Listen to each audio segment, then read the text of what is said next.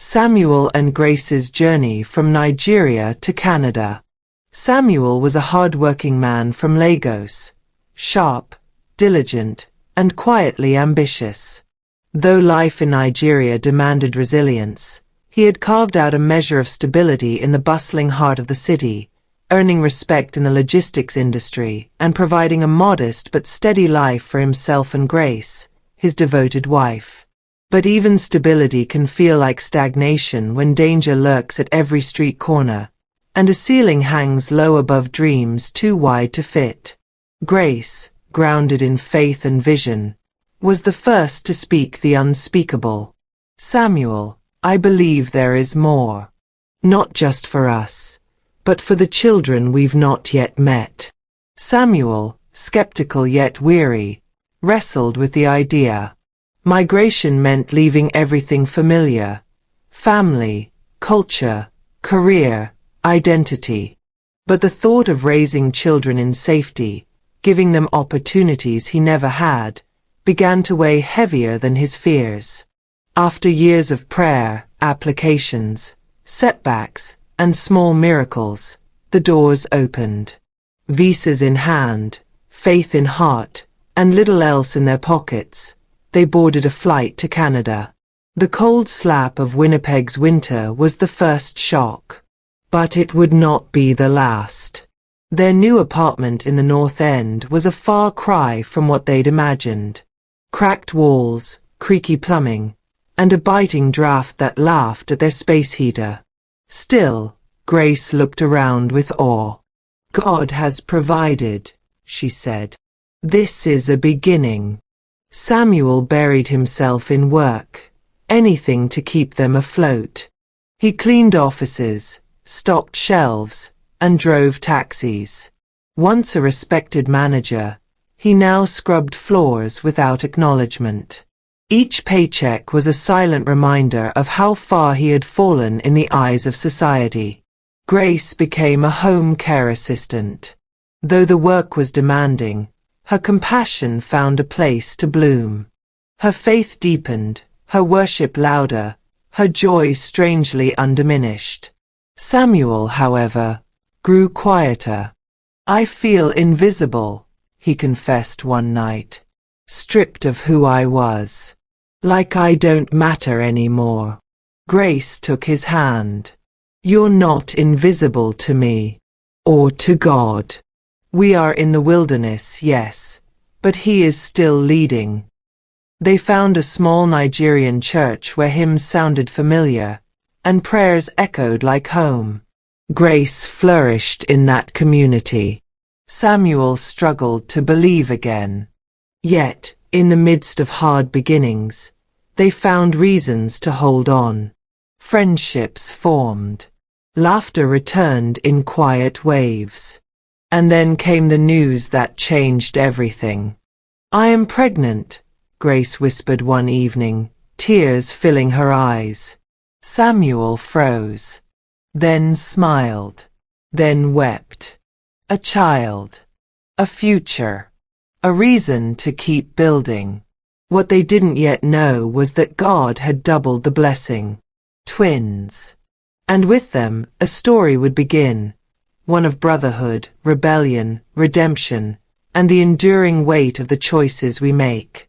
The birth of the twins. The icy wind howled outside the hospital, slamming against the windows with a ferocity that felt almost unnatural. Winter in Winnipeg was unforgiving, its cold slicing through even the thickest of coats. But Grace's pain was fiercer still. She gripped Samuel's hand, her fingers digging into his flesh as another wave of contractions tore through her body. Sweat beaded on her brow despite the chill in the air, her breathing shallow and ragged. "Hold on, Grace," Samuel urged, his voice trembling with equal parts fear and anticipation. "Just a little longer. God is with us." "Yes," Grace panted, her eyes squeezing shut as the pain reached its peak. "God is with us." They had rushed to the hospital in the dead of night, Samuel's taxi weaving through streets blanketed in snow. The drive had been a blur of blaring horns, flashing lights, and Grace's pained groans echoing in his ears. The hospital itself was a world of sterile white walls and sharp antiseptic scents. Nurses clad in pale blue scrubs hurried them through the maze of corridors, their expressions a mixture of efficiency and mild disinterest. Grace was admitted quickly, her labor progressing faster than the doctors had expected. Samuel paced the waiting room, his hands clasped together as he murmured prayers under his breath. Fear coiled tightly in his chest, his mind racing with thoughts of all that could go wrong. He had lost so much already. His status, his security, his dreams of instant success. But Grace was his anchor, her faith the only constant in their turbulent new life. To lose her now would be a devastation he could not endure. Mr. Okafor?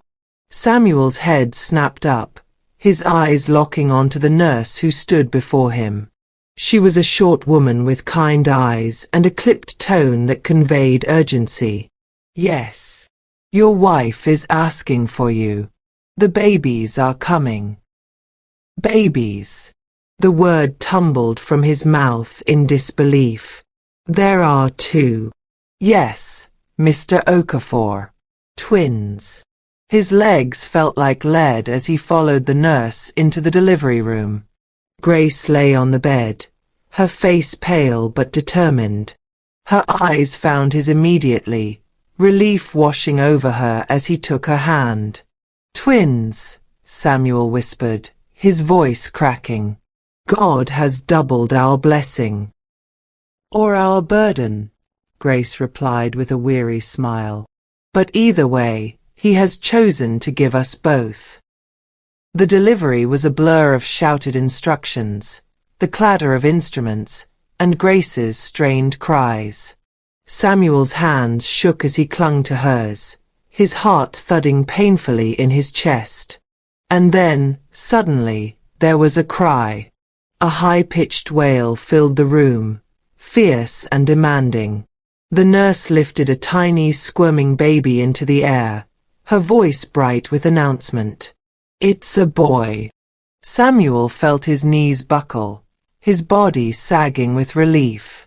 But before he could fully process the miracle before him, another cry pierced the air. It's another boy. The second baby's cries were softer, more of a whimper than a wail.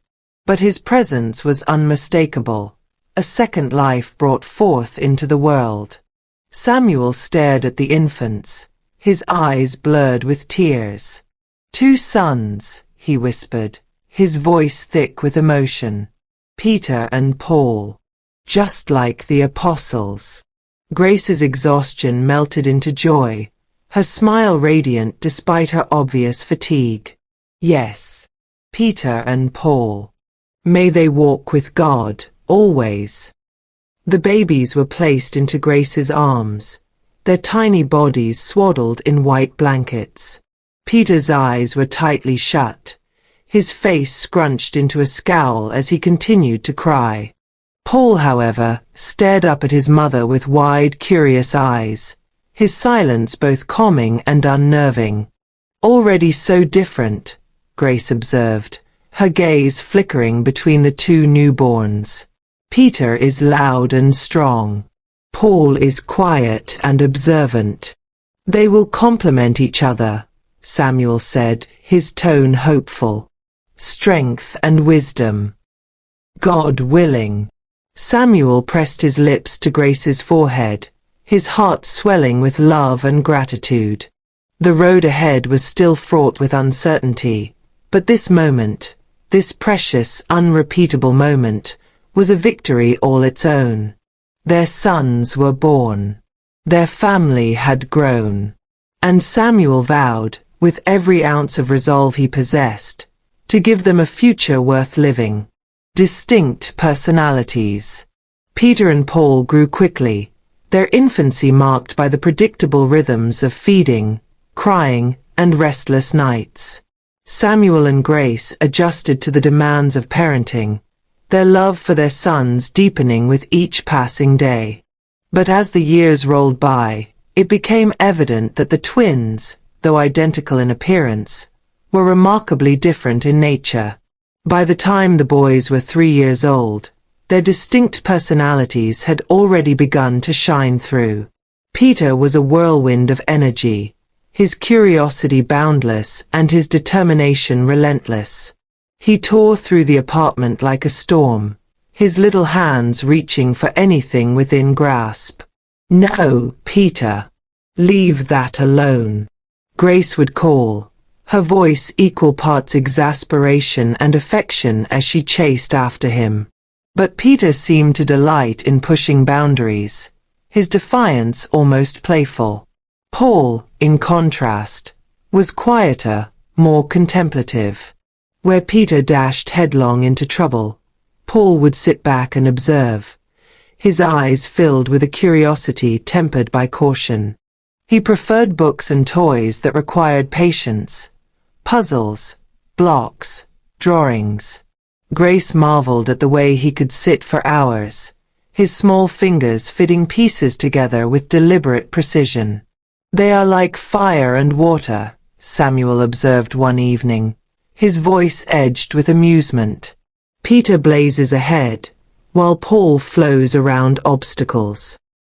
"They complement each other," Grace replied, her gaze softening as she watched the twins play. "Just as you said the day they were born." But their differences were not only a matter of temperament. They were evident even in the way they interacted with others. Peter craved attention, his enthusiasm drawing people toward him. He would race across the playground, his laughter infectious as he led other children in wild games of tag. Yet, his eagerness often turned to frustration when things did not go his way. "Peter does not like to be told no," Grace remarked, her voice filled with concern. "He is quick to anger." "He is strong-willed," Samuel countered. "It can be a blessing if channeled properly." "But how do we channel it?" Grace wondered aloud, her fingers absently twisting a strand of her hair. "How do we teach him to control himself?" "With patience and prayer," Samuel replied. "Just as we teach Paul not to be so fearful." Paul's shyness worried them both. While Peter's confidence sometimes bordered on recklessness, Paul's hesitance often held him back. He clung to Grace's side when visitors came to their apartment, his fingers clutching her skirt like a lifeline. "He needs time," Grace would say, her tone defensive whenever Samuel raised concerns. "Not everyone is meant to be loud and bold." But Samuel's worry persisted. He feared that Paul's quiet nature would make him vulnerable, a target for those who preyed on the meek. "We must teach him to be strong," Samuel insisted, "to speak up for himself. The world is not kind to those who hide in the shadows." "He is strong in his own way," Grace argued. "He is gentle, yes, but also wise. He sees things that Peter misses." Their arguments over the boys' development were rare but passionate. Each parent saw something different in their children, their perspectives shaped by their own strengths and weaknesses. Peter's restlessness grew as he entered his 4th year. He questioned everything: why the sky was blue, why water was wet, why their family went to church every Sunday when other families stayed home. "Why do we have to pray all the time?" Peter asked one morning, his brow furrowed in genuine confusion. "Because prayer is how we speak to God," Grace replied, her hands busy folding laundry. "It keeps us connected to him." "But I don't hear him talk back," Peter argued, his tone laced with frustration. "He speaks in many ways," Grace explained patiently. "Through his word, through our hearts, and through the kindness of others." Peter's scowl deepened. I don't understand. You will one day, Grace promised, her voice filled with hope. Paul, on the other hand, seemed drawn to the teachings of the church. He would sit quietly during the services, his small hands clasped in prayer as his eyes fixed on the pastor with unwavering attention. David defeated Goliath because he trusted God, Paul stated one evening, his voice soft but confident. And I want to be like David. You already are, Grace told him, her heart swelling with pride. You have faith, and that is the greatest strength of all. Peter, overhearing the conversation, snorted. I want to be like Goliath. He was stronger. Grace frowned, her lips tightening. But strength without wisdom is foolishness. I am strong and smart, Peter declared, puffing out his chest. Smarter than Paul. Paul did not respond. He simply continued to draw with his crayons, his attention fixed on the picture he was creating. But Grace saw the hurt in his eyes, the quiet disappointment that his brother's words had inflicted. It was then that Grace began to worry, not only about their individual traits, but about the growing tension between them. They were still so young, their paths only just beginning to form. But the seeds of difference had been planted, and Grace feared what those seeds might one day produce. Samuel remained optimistic, insisting that their differences were strengths meant to complement one another. But Grace could not shake the feeling that the very qualities that made them unique were also pushing them apart. God will guide them, she whispered to herself each night, her prayers heavy with the weight of a mother's worry. He must. Prayers, storytelling, and foundational values.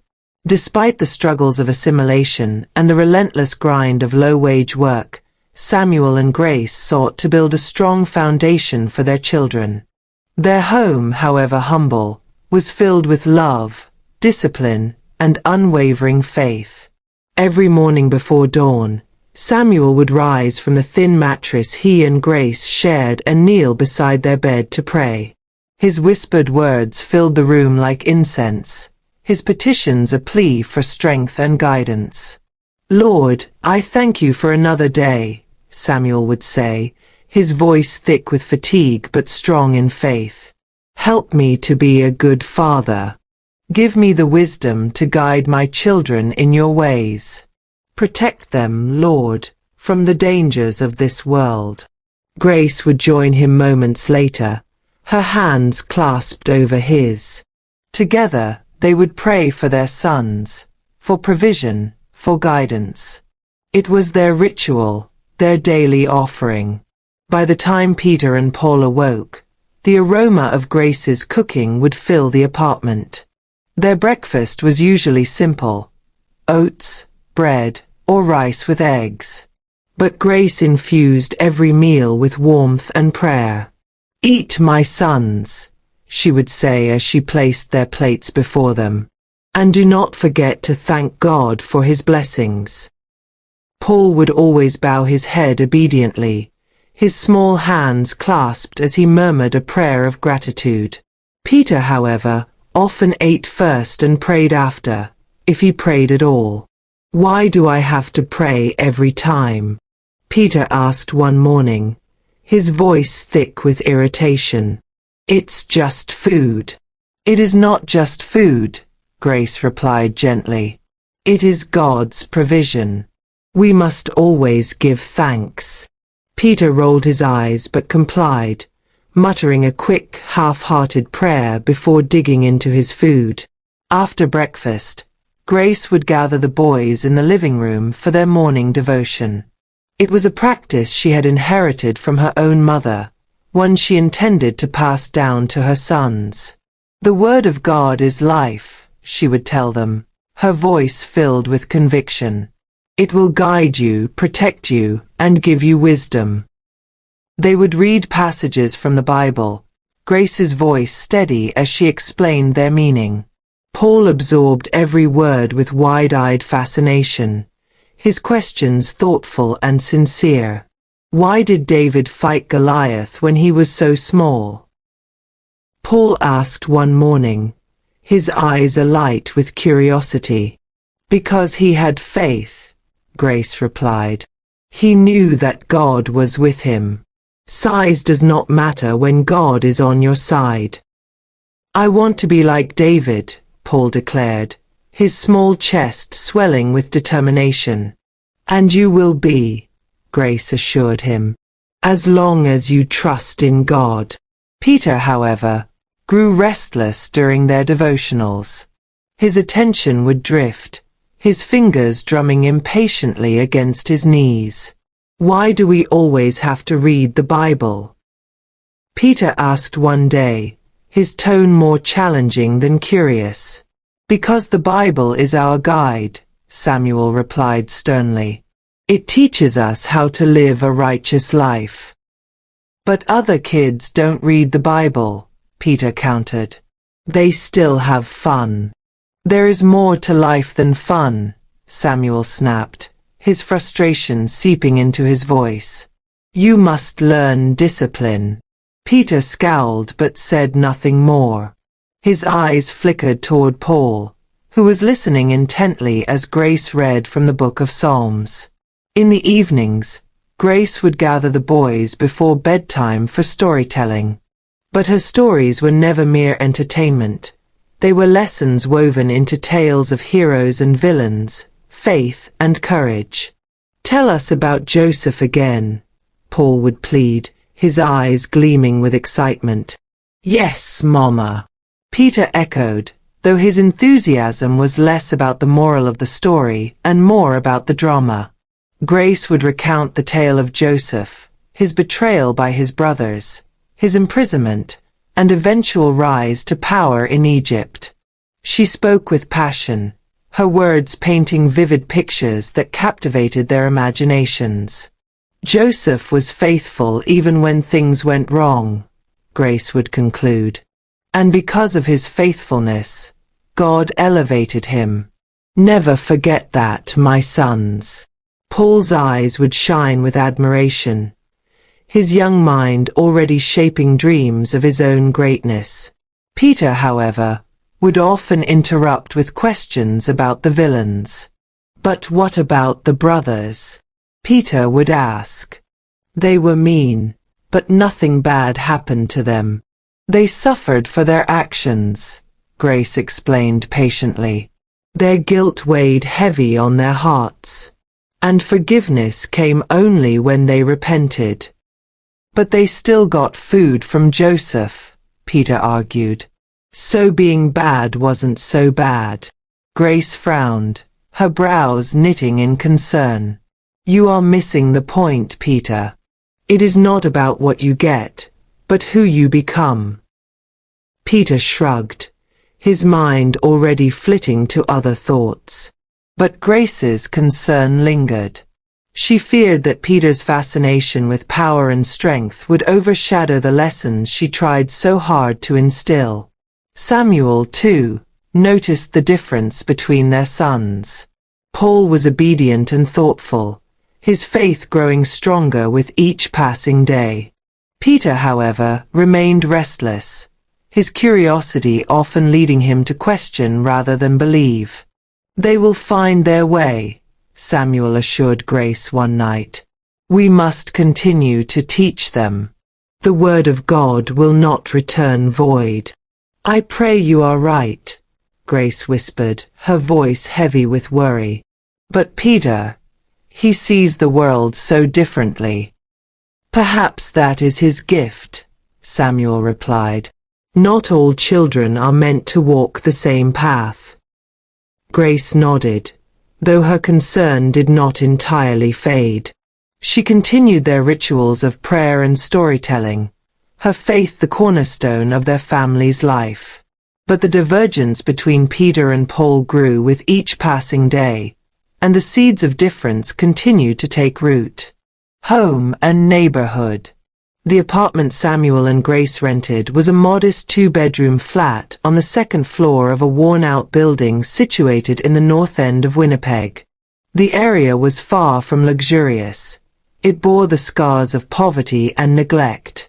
The paint on the building's exterior had long since peeled away, leaving patches of exposed brick that seemed to defy the relentless Canadian winters. Their home was small, its walls covered with faded beige paint that Grace had tried to brighten with colorful fabrics from Nigeria.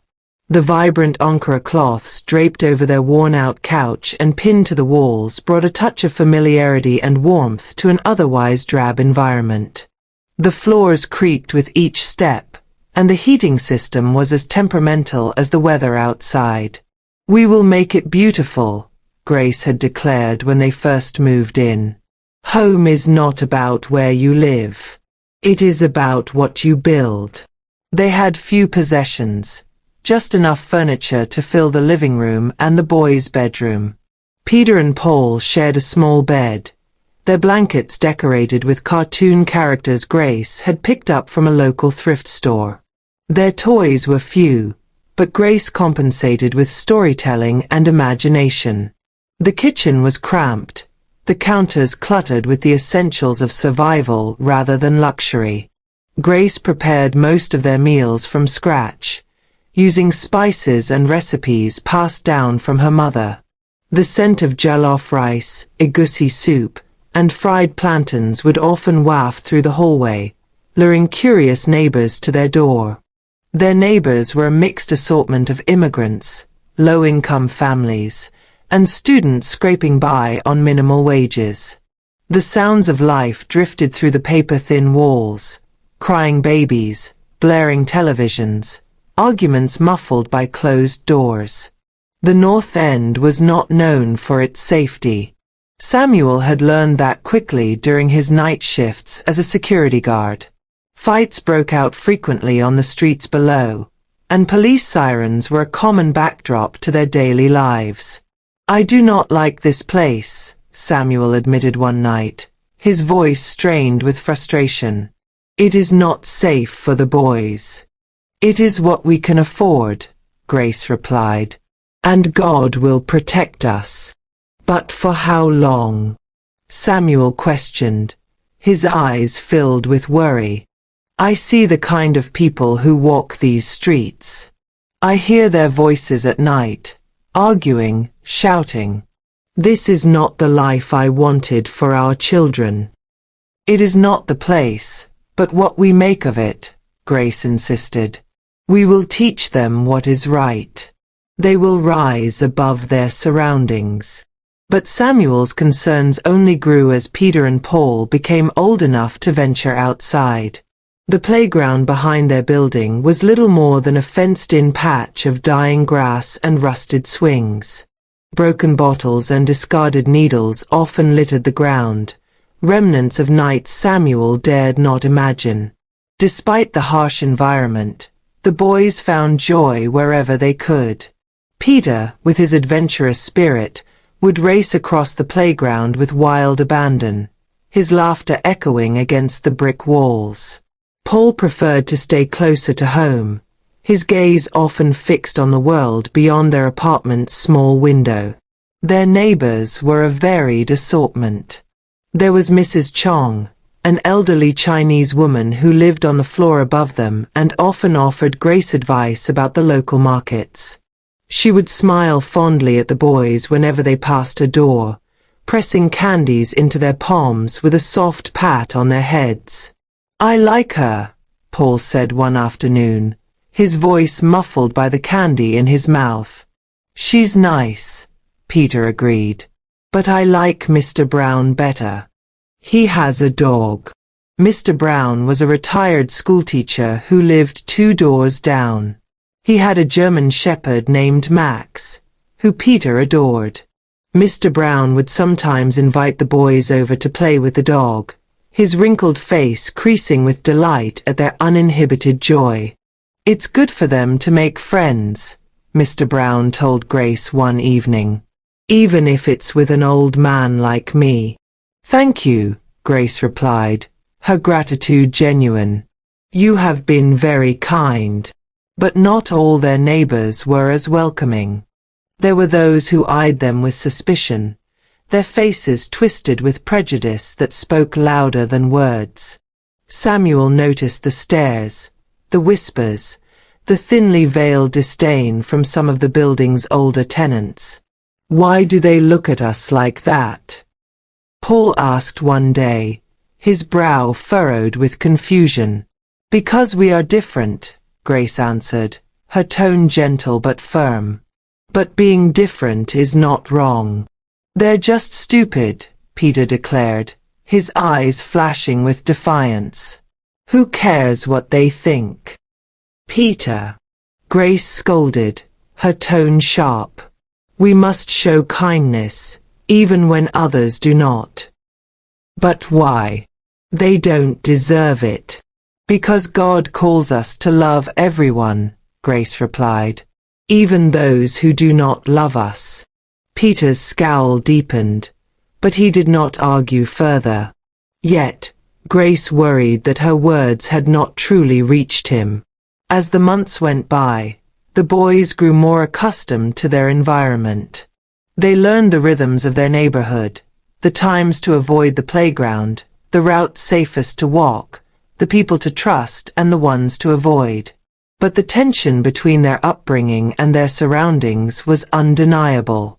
Samuel worried that the harshness of their environment would taint his sons, while Grace continued to insist that faith and love could overcome even the darkest of circumstances. "God is our shelter," she would say whenever Samuel's worries threatened to consume him. "He will keep us safe." Samuel hoped she was right. But deep down, his doubts festered like an untreated wound. Integrating into Canadian society. From the moment Samuel and Grace stepped off the plane in Winnipeg, they were acutely aware of their differences. The air was cold and crisp, a sharp contrast to the humid warmth of Lagos.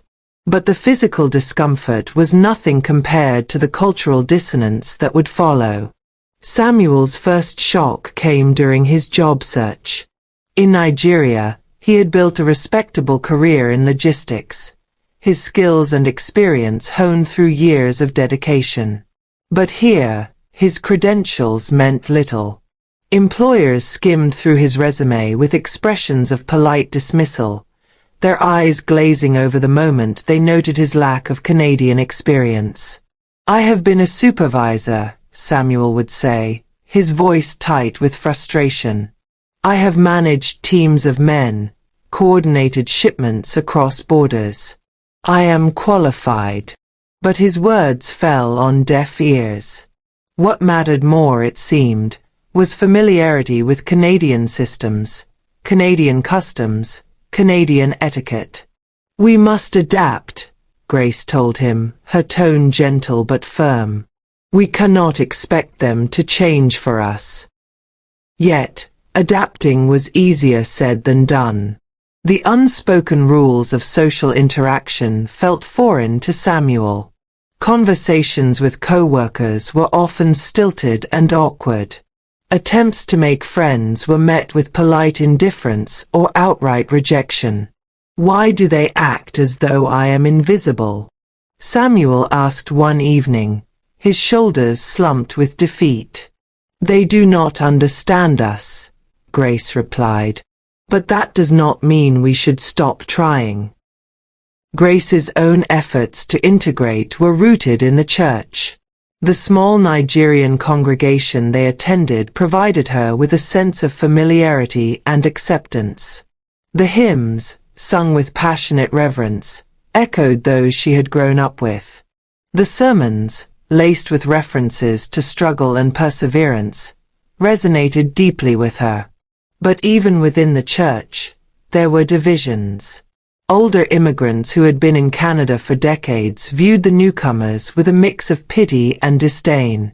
Their advice was often laced with condescension. "You must learn how things work here," one elder told Samuel after service one Sunday. "Canada is not Nigeria. You cannot expect to succeed if you cling to the old ways. What are the old ways? Samuel challenged, his voice sharper than he intended. Honesty, hard work, dedication. Those things are not limited to one country. But your approach is different, the elder replied. Canadians value politeness, humility. They will not respect you if you appear too aggressive. Samuel bristled at the comment, but said nothing more. The underlying message was clear. He needed to conform or risk remaining an outsider. Grace, however, adapted more easily. Her work as a home care assistant allowed her to interact with Canadians on a personal level. Her patients were mostly elderly, many of whom were starved for companionship. Grace's warmth and gentleness endeared her to them, her accent a curiosity rather than a barrier. They love me, Grace reported to Samuel one evening, her eyes bright with satisfaction. They say I am kind, that I remind them of their daughters and granddaughters.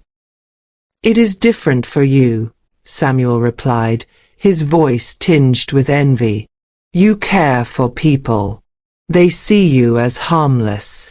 That is not fair, Grace protested. I work just as hard as you do. I know, Samuel conceded, his shoulders slumping. It's just, they see me as a threat, a man taking jobs from their own. They do not know your heart, Grace whispered, her hand clasping his. But God does, and He will make a way. Their attempts to integrate extended beyond work and church. They enrolled Peter and Paul in a local daycare, hoping the exposure would help the boys adapt to their new environment. It was a decision made with reluctance, as Samuel feared the influence of unfamiliar customs and values. Will they forget who they are? Samuel asked Grace one night, his voice heavy with concern. Will they become like them? They are children, Grace replied. They will absorb everything around them. It is our duty to teach them the right way. At daycare, Peter thrived. His outgoing nature made it easy for him to make friends, his laughter and enthusiasm drawing other children toward him. Paul, however, struggled. He remained shy and reserved, preferring to sit alone rather than join in the games his peers played. The cultural differences between their home life and the outside world were evident. While Grace and Samuel spoke Igbo at home, Peter and Paul quickly adapted to English, their accents shifting as they absorbed the sounds of their new surroundings. They are losing their roots, Samuel lamented one day, his voice thick with disappointment. They are adapting, Grace corrected. And so must we. Samuel's resentment grew as he continued to struggle for acceptance. The casual racism he encountered in the workplace, the subtle slights, the unspoken prejudices, all of it chipped away at his sense of self-worth. Grace, however, remained resolute. She attended language classes to improve her accent, read books about Canadian history and culture, and made efforts to befriend their neighbors. It is not enough to survive, Grace said one night as she prepared dinner. We must learn to thrive. How? Samuel challenged, his frustration simmering beneath the surface. How do we thrive when we are treated as less than human? By showing them that we are more, Grace replied. By rising above their expectations. Samuel wanted to believe her. He wanted to believe that hard work and faith could overcome the barriers that surrounded them. But the weight of his struggle was growing heavier with each passing day. Yet, through it all, Grace's faith remained unshaken. She continued to build bridges where Samuel saw only walls, her determination a quiet but powerful force. God will make a way, she would say whenever Samuel's anger threatened to consume him. He has not brought us this far to abandon us. Samuel tried to hold on to her words, but doubt had already begun to creep into his heart. Challenges. The path Samuel and Grace walked was riddled with obstacles. Their journey to Canada had been driven by hope, but the reality of their new life was far from the dream they had envisioned. With each passing day, they were reminded that their status as immigrants came with trials they had not anticipated. The first challenge was financial instability. The money they had saved before leaving Nigeria was quickly depleted by the high cost of living in Winnipeg. Rent, utilities, groceries, and childcare expenses consumed their meager earnings. Samuel's jobs, which ranged from office cleaning to security work, paid little more than minimum wage. His qualifications meant nothing without Canadian experience or recognition. What do they mean by Canadian experience? Samuel often grumbled, his frustration mounting with every job interview that ended in rejection. I have worked for years, managing logistics for a major company. But here, they act as if I am a child who knows nothing. Grace tried to comfort him, her words laced with the faith that had carried them this far. They do not know your worth, Samuel. But God does. We must be patient. But patience was a hard virtue to practice when bills loomed and opportunities dwindled. Samuel took on as many shifts as he could, his body weary from long hours and relentless labor. His dignity suffered blow after blow, but his resolve remained intact. Grace's job as a home care assistant was equally demanding. Her patients were often elderly and frail, requiring constant attention. The physical strain of lifting and bathing them left her muscles aching, but she endured with a gentleness that earned her the affection of her clients. "You are so kind," one of her patients, Mrs. Patterson, had told her. "You remind me of my own daughter. Always so gentle." Grace smiled at the compliment, but there were days when her smile felt forced, her energy depleted. She worked double shifts when necessary, her own health often neglected in the pursuit of financial stability. Their financial struggles were compounded by the harshness of the Canadian winters. The cold seeped into their bones, a relentless adversary they were never truly prepared for. Samuel's jobs often required him to stand outside in frigid temperatures, his fingers numb despite the gloves he wore. "We must buy proper clothing," Grace insisted one evening, her arms wrapped around herself as she shivered beneath their thin blankets. "With what money?" Samuel snapped, his frustration bleeding into his tone. "We will find a way," Grace replied, her voice steady. "God will provide." Another challenge they faced was cultural dissonance. The values they had grown up with, respect for elders, communal living, faithfulness to traditions, seemed almost alien in their new environment. Their neighbors were polite, but distant. Attempts to form friendships were often met with courteous smiles that never reached the eyes. "They are kind," Grace would say, "but they do not understand us." Samuel grew bitter as he continued to encounter discrimination, both subtle and blatant.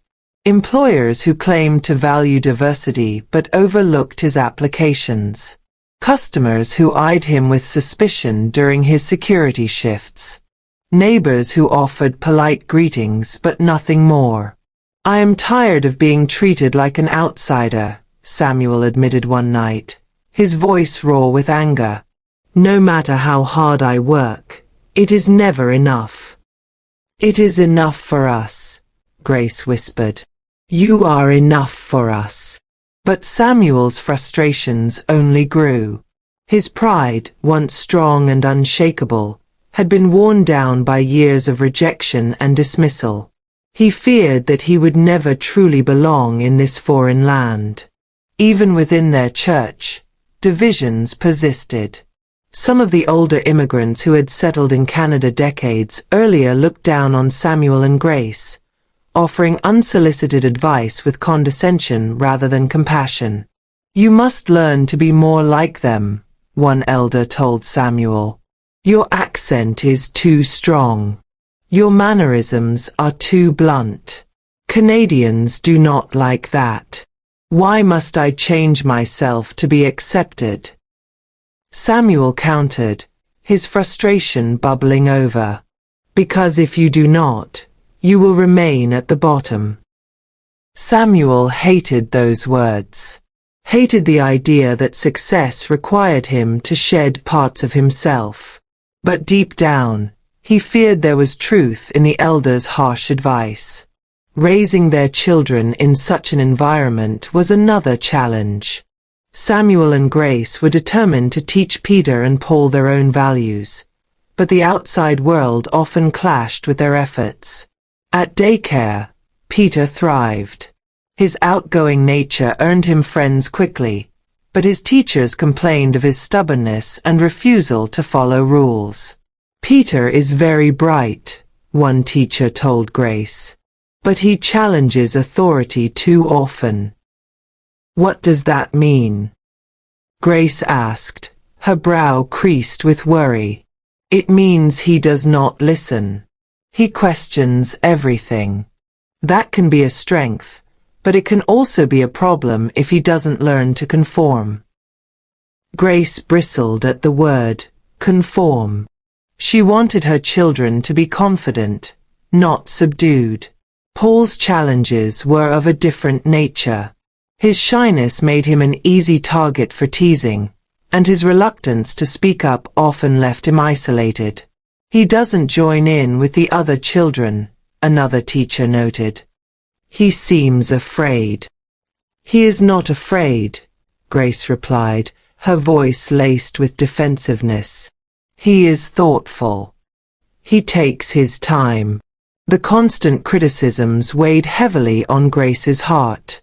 She feared that their efforts to protect their sons from the harshness of their surroundings were not enough. Samuel, meanwhile, grew increasingly bitter. His resentment toward the society that had rejected him spilled over into his interactions with his children.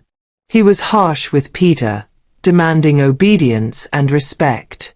He was stern with Paul, pushing him to be braver, stronger. "We cannot coddle them," Samuel insisted. "The world will not be kind to them. They must be prepared." But Grace feared that Samuel's strictness would drive their sons away rather than prepare them for the challenges ahead. And through it all, their faith remained both a comfort and a test. It was easy to trust God when the path was smooth. But now, with every step fraught with hardship, they struggled to maintain the hope that had once carried them across the ocean. From toddlerhood to elementary school, the early years of Peter and Paul's lives were spent within the cocoon of their parents' teachings and traditions. But as they grew from toddlers into young boys, their world expanded beyond the small apartment in Winnipeg's North End. The time had come for them to leave the familiar safety of home and step into the larger world of elementary school. Samuel and Grace had enrolled them in a local public school, hoping that the exposure to new ideas and experiences would help their sons adapt to the Canadian way of life. But the decision had not been made lightly. What if they lose who they are? Samuel had questioned one evening, his brow furrowed with concern. What if they forget their roots? They will not forget, Grace assured him. We are their parents. We will teach them who they are. But they must learn to live in this world, as well. The school was a large, brick building with colorful murals painted along its walls. Children of various backgrounds and cultures crowded the playground, their laughter and chatter a constant hum of life. For Peter and Paul, it was both thrilling and terrifying. Peter thrived almost immediately. His boundless energy and natural charisma drew other children to him like moths to a flame. Within days, he had established himself as a leader among his peers, his loud voice often rising above the rest during games and group activities. Peter is a natural leader, his teacher noted during a parent-teacher conference. But he can be stubborn. He doesn't like to follow instructions if they don't make sense to him. That sounds like Peter, Grace said with a smile that was both proud and concerned. He always questions everything. He's bright, the teacher continued, but he's also easily frustrated. When things don't go his way, he can be challenging. We will speak with him, Samuel promised, though his tone lacked conviction. He admired Peter's assertiveness, even if it sometimes bordered on defiance. Paul's experience, however, was markedly different. Where Peter thrived, Paul struggled. The noise and activity of the school overwhelmed him. He clung to Grace's hand on that first day, his small body trembling with nerves. "You'll be fine," Grace assured him, kneeling to meet his gaze. "God is with you, Paul. Always." Paul nodded but said nothing. His eyes remained fixed on the floor as Grace gently pried his fingers from her hand and guided him toward the classroom. At school, Paul remained quiet and reserved. He avoided the noisy games Peter enjoyed, preferring instead to sit by himself during recess. His teachers noted his intelligence but expressed concern about his reluctance to participate. "Paul is very bright," one teacher told Grace during a meeting. "But he doesn't speak up. He's always in the background, observing rather than engaging." "He is thoughtful," Grace replied defensively. "He likes to understand before he acts. But if he doesn't learn to interact with others, he may fall behind socially," the teacher insisted. "It's something you should work on at home." The words stung Grace's heart like a rebuke. She wanted her sons to excel, but not at the expense of their identity. Peter and Paul's divergent experiences at school became more pronounced with each passing year. While Peter accumulated friends with ease, Paul remained an outsider, his shyness often mistaken for aloofness. Their differences even extended to their schoolwork. Peter excelled at subjects that required creativity and spontaneity. Art, physical education, and drama were his strongholds. But he struggled with tasks that required patience and discipline. Paul, on the other hand, excelled in reading and writing. His reports were meticulous, his essays filled with insight beyond his years. But his reluctance to speak up during class discussions often left him overlooked. Samuel and Grace tried their best to support both boys, though their methods differed. Samuel admired Peter's boldness and sought to encourage his assertive nature. "You must be strong," Samuel would tell Peter, his voice thick with pride. "The world belongs to those who seize it." Grace, however, worried that Peter's brashness would lead him down a reckless path. She encouraged him to be kind, to temper his strength with compassion. "Power without wisdom is dangerous," Grace would remind him. "You must listen as well as speak." With Paul, Samuel was sterner. He worried that his quiet nature would leave him vulnerable to a world that often rewarded aggression over thoughtfulness. "You must speak up, Paul," Samuel would insist. "You cannot hide in the shadows. The world will pass you by if you do." But Grace saw something special in Paul's gentleness. She encouraged him to embrace his introspective nature, to trust that his quiet strength was not a weakness. "God has made you the way you are for a reason," Grace would say, her voice tender. "You do not need to be like Peter." You only need to be yourself. But Paul's struggles persisted. He often returned home from school with his shoulders slumped, his eyes heavy with disappointment. Grace would comfort him as best she could, but the seeds of insecurity were already taking root. "Why can't I be like Peter?" Paul asked one night, his voice small and broken. "Because you are Paul," Grace replied, pulling him into her arms. "And that is more than enough." Samuel watched their sons with growing concern. Their differences were becoming more apparent with each passing day. While Peter's confidence flourished, Paul's quiet nature seemed to hold him back. "They are like night and day," Samuel told Grace one evening. "I fear for them both." "They will find their way," Grace insisted. "We must only continue to guide them." But Samuel's doubts remained. He feared that their struggles at school were only the beginning of greater challenges to come.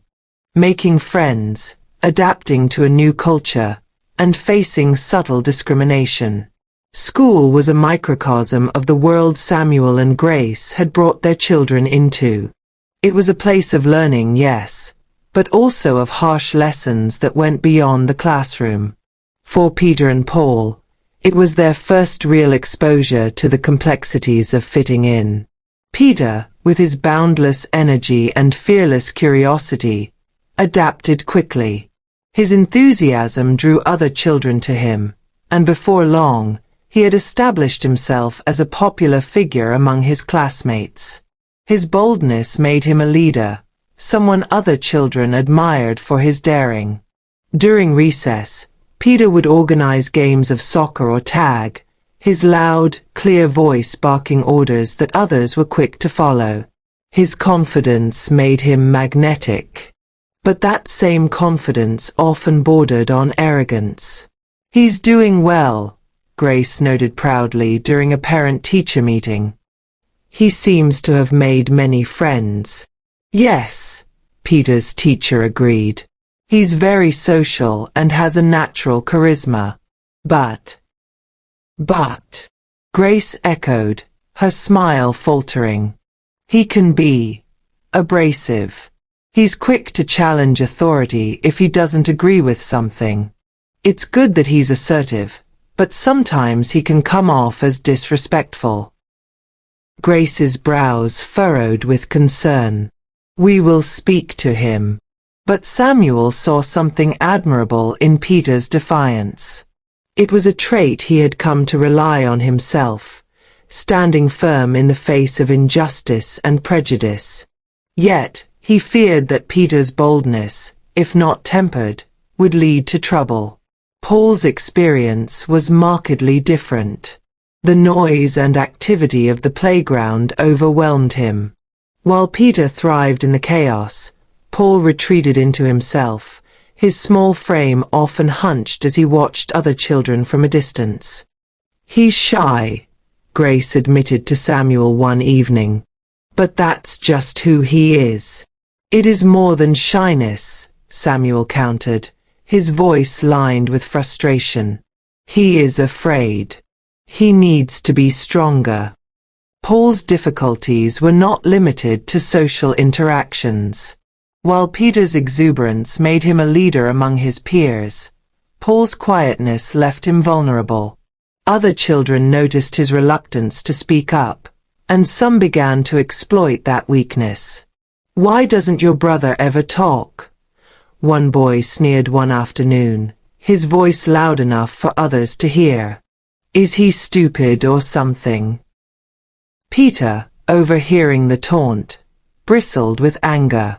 "Shut up," he snapped, his fists clenched. "Paul is smarter than all of you." "Oh yeah," the boy shot back. "Then why doesn't he ever say anything?" Peter's response was swift and physical. His punch landed squarely on the boy's shoulder, drawing gasps from those around them. "Peter!" "No!" Paul cried, his eyes wide with horror. "You're not supposed to hit people." But he was making fun of you, Peter argued, his chest heaving. No one does that. Not to my brother. The incident earned Peter a reprimand from his teacher and a stern lecture from Samuel. But it also deepened the bond between the brothers, albeit in a way Grace found troubling. They are relying on each other too much, Grace worried aloud one night. Peter is trying to protect Paul, but he's doing it the wrong way. Peter is strong, Samuel replied. But Paul must learn to stand up for himself. Beyond their interactions with other children, Peter and Paul also grappled with the challenge of adapting to a culture that often felt foreign. The expectations placed upon them by their parents sometimes clashed with what they experienced at school. Why do we have to pray all the time? Peter asked one evening, his voice thick with frustration. No one else does. They all get to have fun. Because we are not like everyone else, Samuel answered firmly.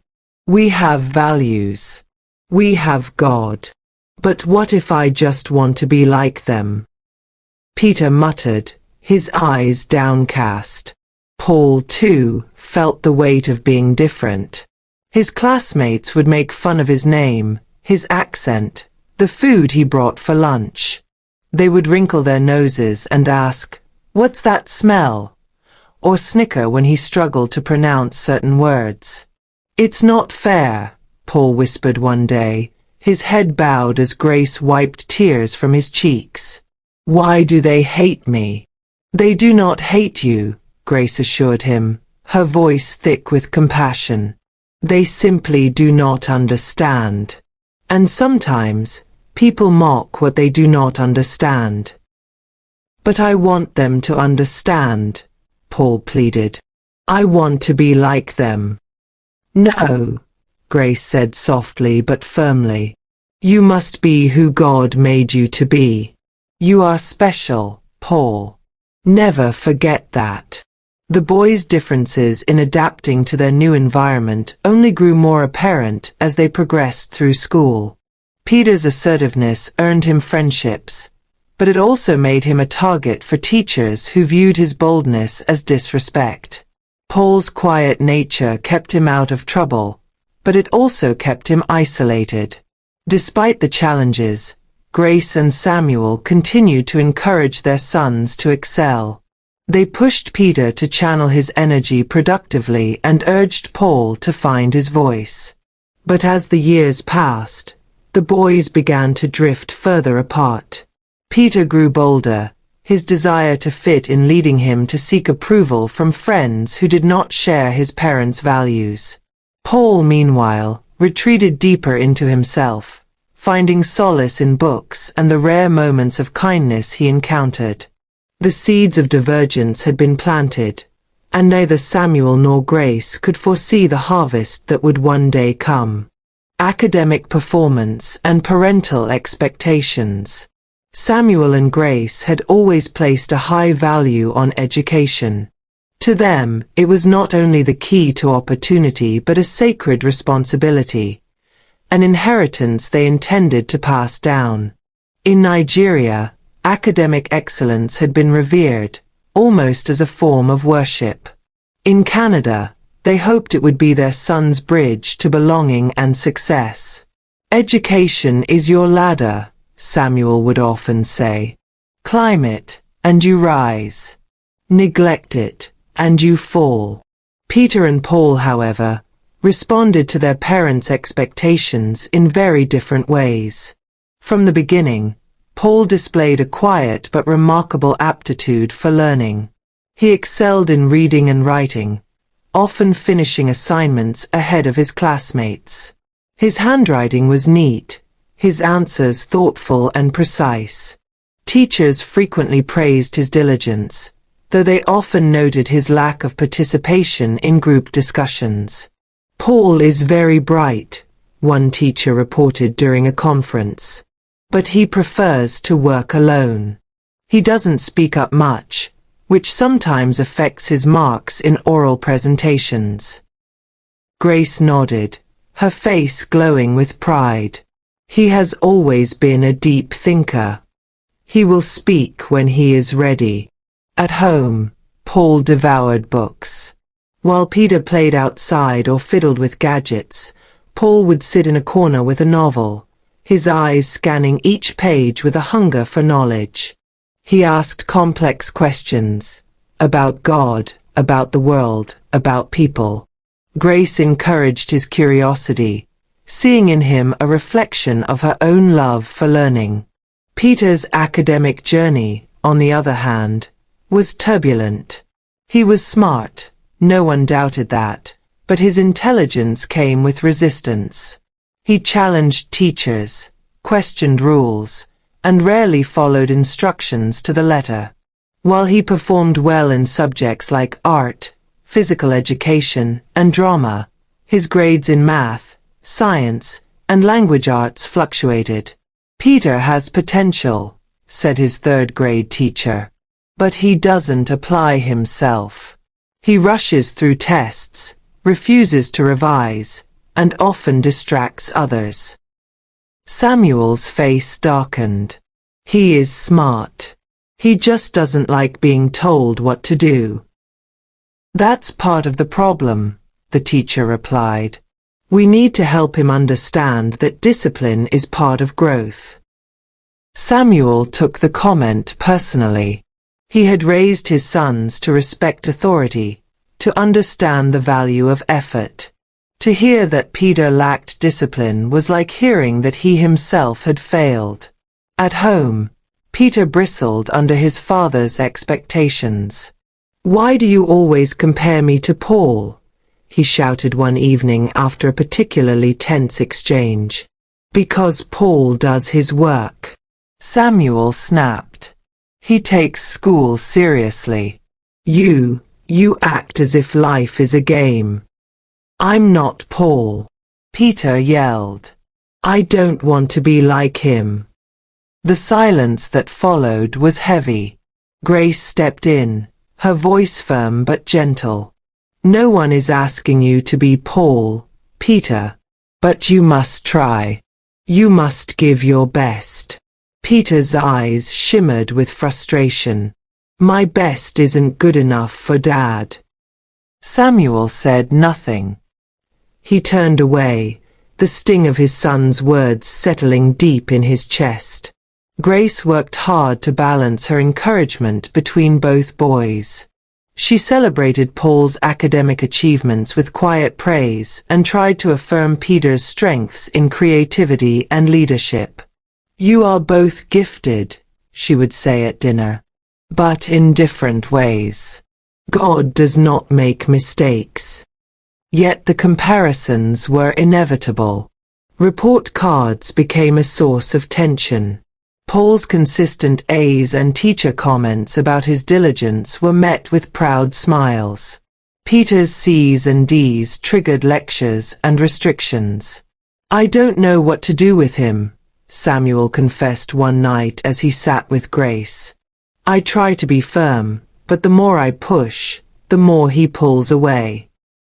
"Maybe he needs a different approach," Grace suggested. "He's not like you, Samuel. He needs to be led, not pushed." "I don't want him to fail," Samuel whispered. "I want him to succeed, to be better than me." "He won't fail," Grace said softly. "He just has a different path. But he will find his way." Still, Samuel struggled to let go of the rigid expectations he had brought with him from Nigeria. In his eyes, academic success was non-negotiable. He feared that anything less would doom his children to the same struggle he had fought so hard to escape. Peter, sensing his father's disappointment, began to hide his struggles. He stopped showing his test papers. He pretended to have no homework.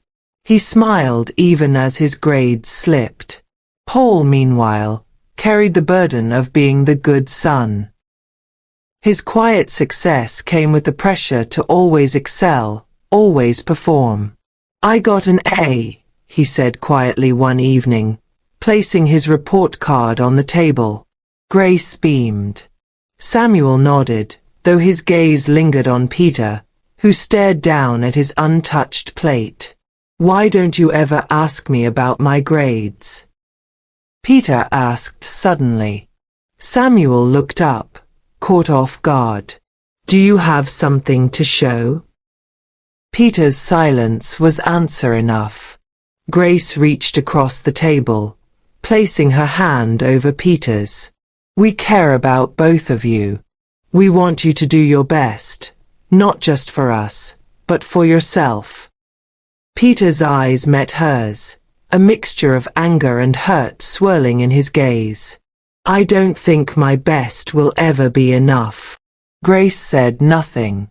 Instead, she pulled him into a hug, her heart aching with the weight of the expectations that were slowly pulling her family apart. Grace's involvement in the church and introducing the boys to Christian teachings. For Grace, the church was more than a building. It was her sanctuary, her family, her foundation. It was in the sanctuary's quiet stillness, beneath stained glass windows and the soft hum of worship music, that she felt most at home in a foreign land. In Winnipeg, where everything else felt unfamiliar, the church was the only place that mirrored the rhythms of her life back in Nigeria. From the moment they arrived in Canada, Grace had made it a priority to find a congregation where she could continue to serve God and surround her family with a faith-filled community. They settled into a modest Nigerian church located in a converted hall on the edge of their neighborhood. It was not grand, but it was vibrant, filled with the sounds of drums, clapping, choruses, and prayers that rose with fervent passion. Grace immediately immersed herself in the church's activities. She joined the Women's Fellowship, taught in the children's ministry, and volunteered for cleaning and hospitality duties. Her presence became a source of comfort and leadership. People began calling her Sister Grace, a title that reflected the quiet dignity and devotion she carried. "This church reminds me of home," she told Samuel one Sunday afternoon. "It is where I gather strength, and our boys need to grow up in this strength." Samuel respected her commitment, even if he didn't share the same emotional attachment. He attended regularly but remained somewhat reserved, his mind often preoccupied with work and the pressures of providing. Grace, however, made the church a central part of their family's life. Sunday mornings were sacred. The family would wake early, dress in their best clothes, and walk to the church together, often reciting memory verses along the way. "Thy word is a lamp unto my feet, and a light unto my path," Grace would say.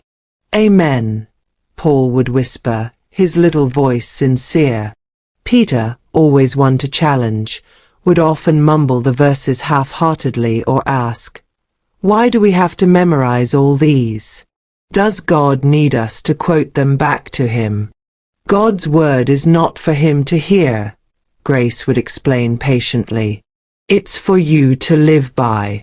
At church, Peter and Paul attended children's classes where they were taught Bible stories, sang songs, and participated in skits during special programs.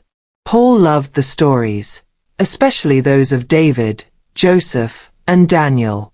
He listened intently, asked deep questions, and often repeated lessons at home. "Mama," he once asked, "why did Joseph forgive his brothers after all they did?" "Because God calls us to forgive," Grace answered, looking into his eyes. "And because love is stronger than revenge." Peter, on the other hand, found the stories amusing but not particularly meaningful. He enjoyed the dramatizations and songs but questioned the application.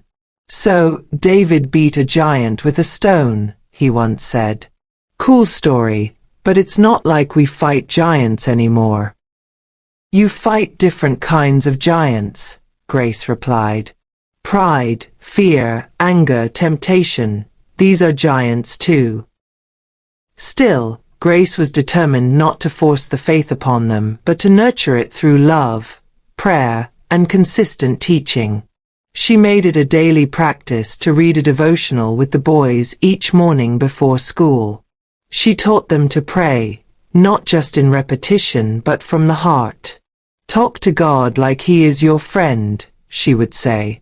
"Tell Him your worries, your hopes, your thanks." Paul took this to heart. He began keeping a small prayer journal, where he scribbled down short prayers in uneven handwriting. "Dear God, help me to be strong. Help me to make good friends. Help me to understand your word." Peter prayed too, but more out of habit than conviction. Sometimes he would rush through the words, eager to return to whatever game or activity he had been interrupted from. One evening, after a powerful sermon on obedience and faith, Grace sat her sons down. "Boys, you must choose now what kind of men you want to become. God has given you both different gifts, but your heart is what He truly desires." Paul nodded solemnly. Peter shrugged. "I'm still figuring that out," he said. "That's okay," Grace responded. "But don't wait too long. This world will try to shape you if you do not let God shape you first." Grace's consistency in prayer and teaching slowly bore fruit in Paul's life. He developed a genuine reverence for God. He read the Bible on his own and often tried to apply its principles in his day-to-day actions. He reminded Peter to pray before meals, corrected him when he spoke harshly, and sometimes defended other children who were bullied. Peter, though respectful of his mother, remained detached. He believed in God, but more in concept than in commitment. His faith was passive, a background soundtrack to his louder, more dominant pursuits. Grace often knelt in her room at night, tears running down her face as she prayed for her sons. "Lord, let them not depart from your ways.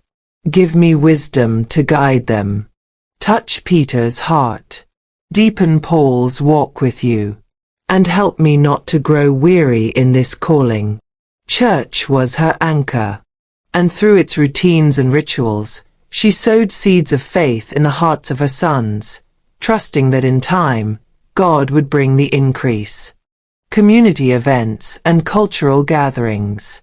Amidst the daily grind of work, school, and church, community events and cultural gatherings became a vital source of beauty in Samuel and Grace's life in Canada.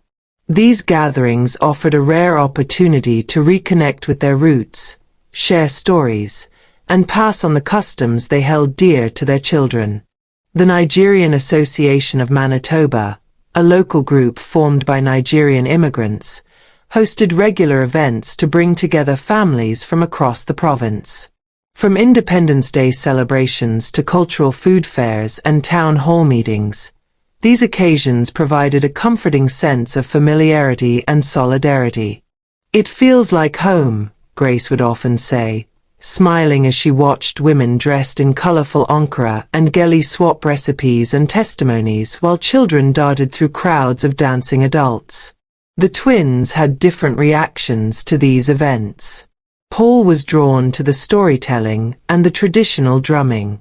He enjoyed listening to elders recount tales from their villages, stories of bravery, honesty, and divine intervention. He asked questions, listened attentively, and even began to show interest in learning Igbo, his parents' native language. Peter, on the other hand, was more interested in the food and the games. He loved the jollof rice, suya, puff-puff, and chin-chin that lined the buffet tables. He participated in soccer tournaments and races, but often grew impatient during the more reflective parts of the events. "Why do we have to sit through all the speeches?" he asked one afternoon, balancing a plate heaped with food. "Because it is important to know who we are and where we come from," Grace answered. "These stories are your inheritance." Peter shrugged. All I know is I'm Canadian. That's what everyone else sees. Samuel overheard the remark and pulled Peter aside. Never forget your roots. Canada is where you live, but Nigeria is your heritage. You must carry it with pride. Some weekends, the family would attend African gospel concerts and talent shows hosted by neighboring churches. Grace would often volunteer in planning committees, organizing choir presentations and cultural fashion showcases.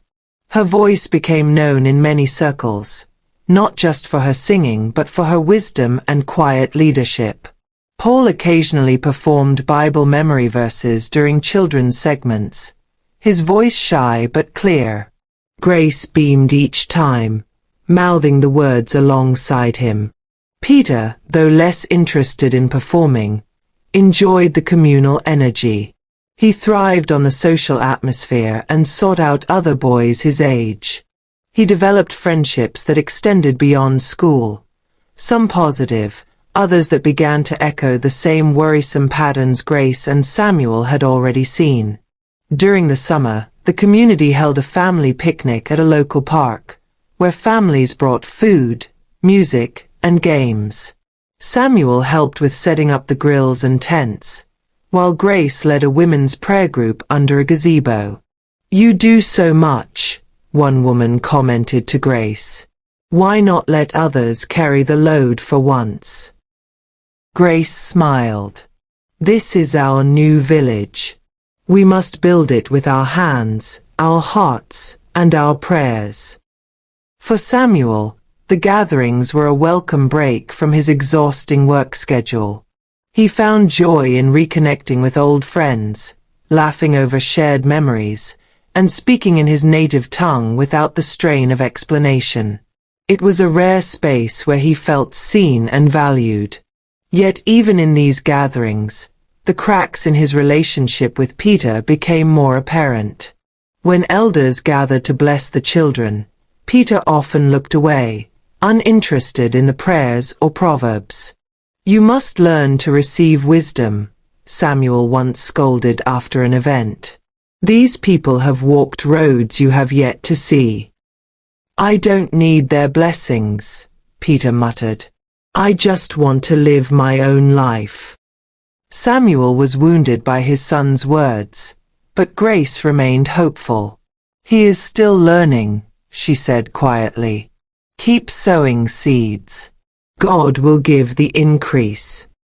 Despite the occasional tensions, the cultural gatherings remained an anchor for their family. They provided a rhythm, a sense of celebration amid struggle, and a living connection to a heritage that might otherwise fade in the Canadian winter.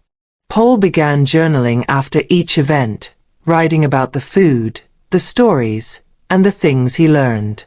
"I want to remember everything," he told his mother, "so I can teach my children one day."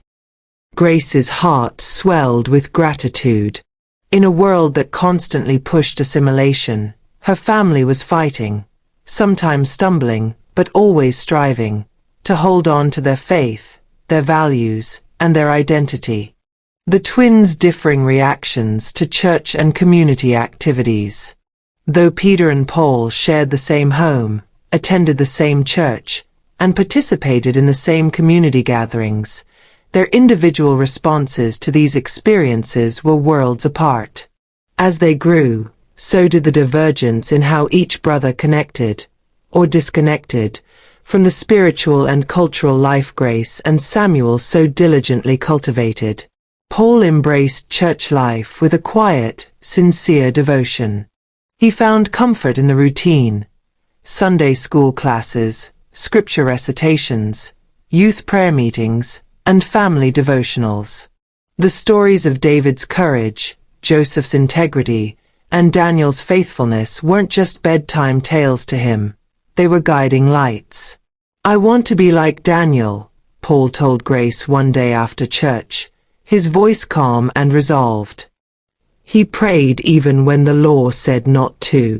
Grace smiled, placing a gentle hand on his shoulder. "Then be bold like Daniel." Always stand for what is right. Paul often volunteered during children's presentations, reciting memory verses and even offering short prayers at the pulpit during youth events. His teachers admired his attentiveness and his ability to recall Bible stories with accuracy and depth. "Your son is a blessing," the Sunday school coordinator once told Grace. "He listens, he learns, and he has a good heart." Peter, however, was a different story.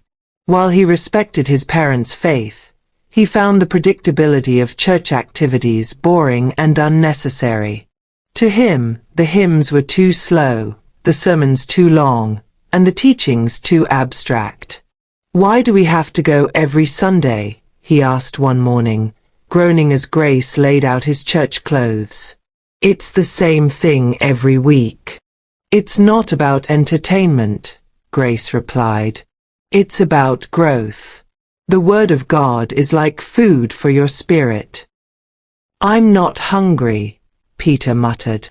Though he sat through the services, his mind often wandered. He slouched in his seat, fidgeted during prayers, and whispered jokes to friends during sermons. His Sunday school teachers frequently had to correct him for disrupting class or failing to do his memory work. "Peter has a strong personality," one of them told Grace with a cautious smile. "He's sharp and outspoken. But he's also distracted." Grace and Samuel tried various ways to engage him. They encouraged him to join the youth choir, participate in church dramas, or help with ushering. At times he would show brief enthusiasm, especially when it involved being on stage, but the interest rarely lasted. Paul, by contrast, continued to thrive. His favorite part of church was the midweek Bible study. While others, including his peers, found it too intense or long, Paul would sit attentively with a notebook in hand, jotting down verses and questions to ask later at home. Why did Jesus say, "Father, forgive them," while he was on the cross? Paul once asked his father.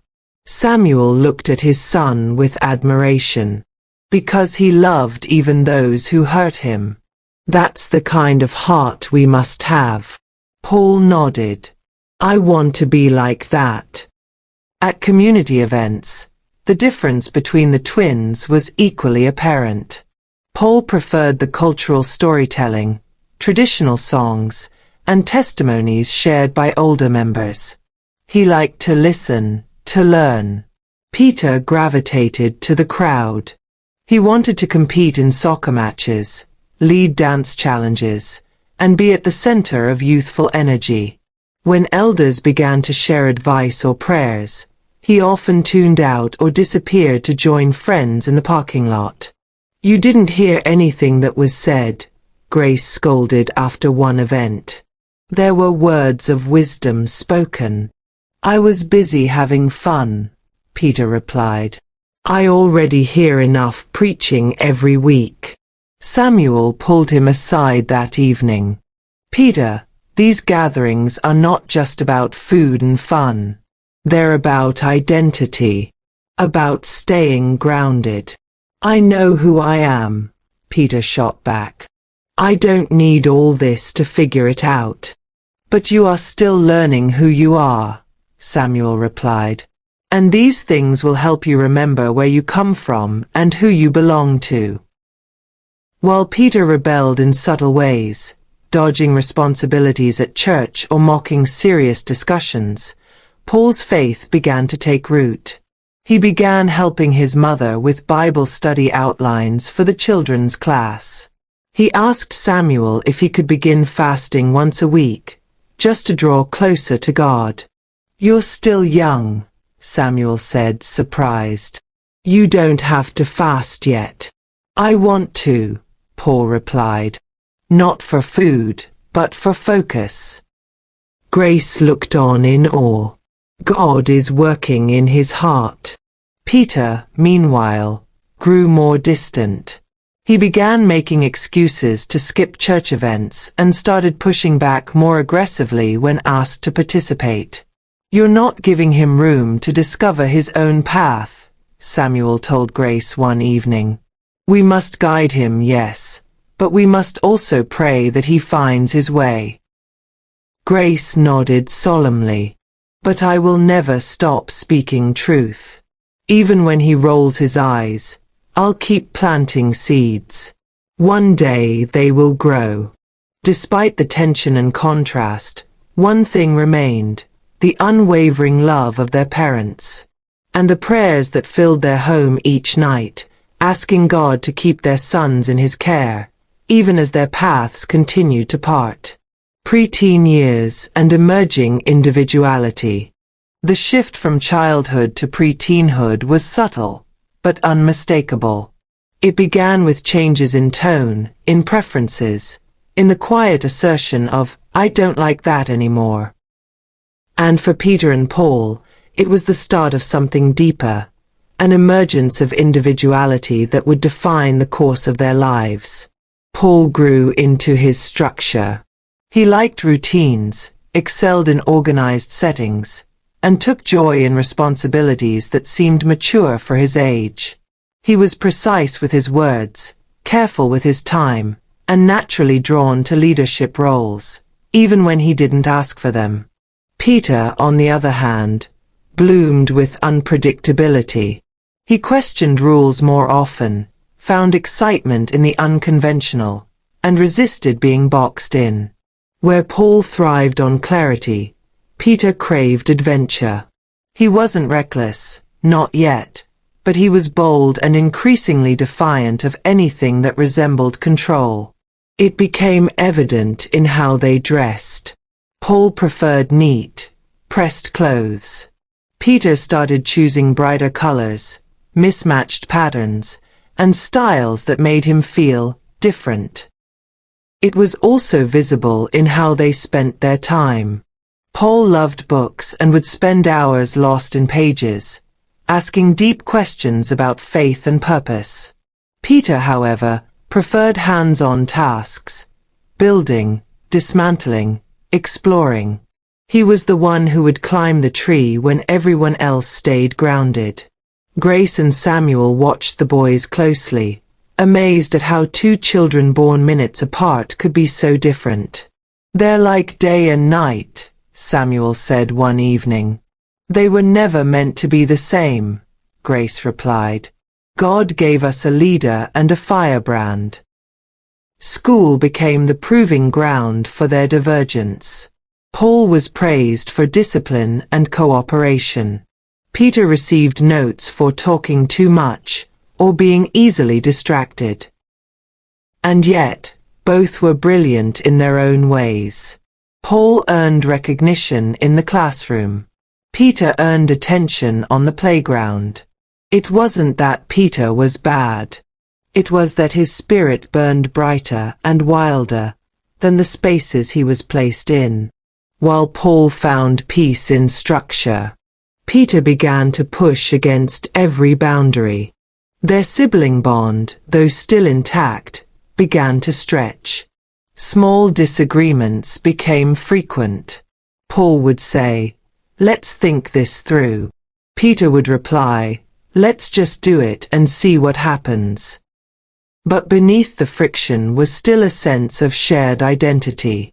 They were brothers, twins, tied by blood, history, and moments too precious to erase. Even if their paths were beginning to separate, their story was still one. For now, Peter's growing curiosity and rebelliousness. Peter had always been curious, but as he moved into his preteen years, that curiosity took on a new edge. It was no longer about asking questions out of wonder. It was about challenging the answers he received. He began to push boundaries more deliberately, exploring the world beyond the tight circle of his parents' teachings and expectations. "Why can't I watch what my friends watch?" he asked one evening, frowning as Grace turned off the TV during a scene she deemed inappropriate. "It's not that bad," Everyone at school talks about it. Because we are not everyone, Grace replied gently. You are a child of God, Peter. What you feed your mind with matters. But what if I want to see for myself? What if I don't agree with everything the Bible says? Samuel, overhearing the exchange, set his book aside. Peter, be careful. Questions are good, but pride in your own understanding can be dangerous. Peter shrugged, eyes narrowing. I'm just saying, I want to make up my own mind. And so began a season marked by testing limits. Peter started spending more time with boys who challenged authority just like he did. He became fascinated with things that were off limits, music with explicit lyrics, YouTube channels that mocked religion, online forums where opinions clashed with everything he'd been taught. Grace noticed the change in his demeanor. He was still polite on the surface, but his tone often carried sarcasm. He responded to correction with eye rolls or silence.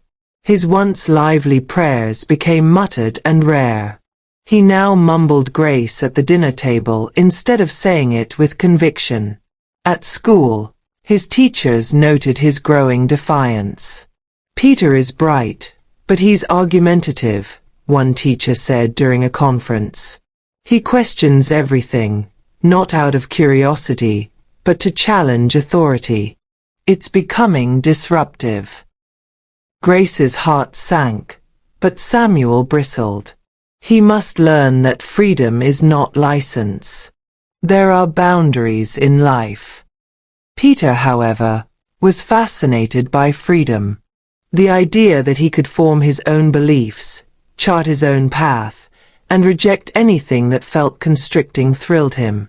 One day, he came home from school and tossed his Bible onto his desk carelessly. Why do we always have to read this? He asked. It's full of old stories. Some of them don't even make sense. Paul, who was sitting quietly across the room, looked up. Because it's God's word. Peter scoffed. Or just a bunch of made-up rules. Who says God even wrote it? The words pierced Grace like a dagger. She called him into the living room, sat him down, and looked into his eyes. Peter, do you believe in God? She asked softly. Peter looked away. I don't know anymore. Samuel's hands clenched into fists. Then you are forgetting who you are. No, Peter said quietly. I'm trying to figure it out. That night, Grace cried in her room while Samuel paced the floor in silence. They were witnessing the beginning of a departure they had long feared. Peter's questions weren't all spiritual. He began probing into social issues, politics, and history, trying to understand the world outside the narrow scope he felt he had been raised within. He argued with Samuel over the dinner table, questioned the sermons they heard at church, and began pulling away from family devotion time. Why should we follow something just because it's tradition? He asked one evening when asked to lead the closing prayer. Because truth doesn't change, Samuel replied firmly. But people change, Peter said. The world changes. Maybe we need to change too. Grace watched him with mixed emotions. On one hand, she admired his intelligence and confidence. On the other, she feared where his restlessness might lead. Paul remained steady in contrast. The more Peter pulled away, the more Paul pressed in, into his faith, into his studies, and into his quiet obedience. But even Paul began to feel the distance growing.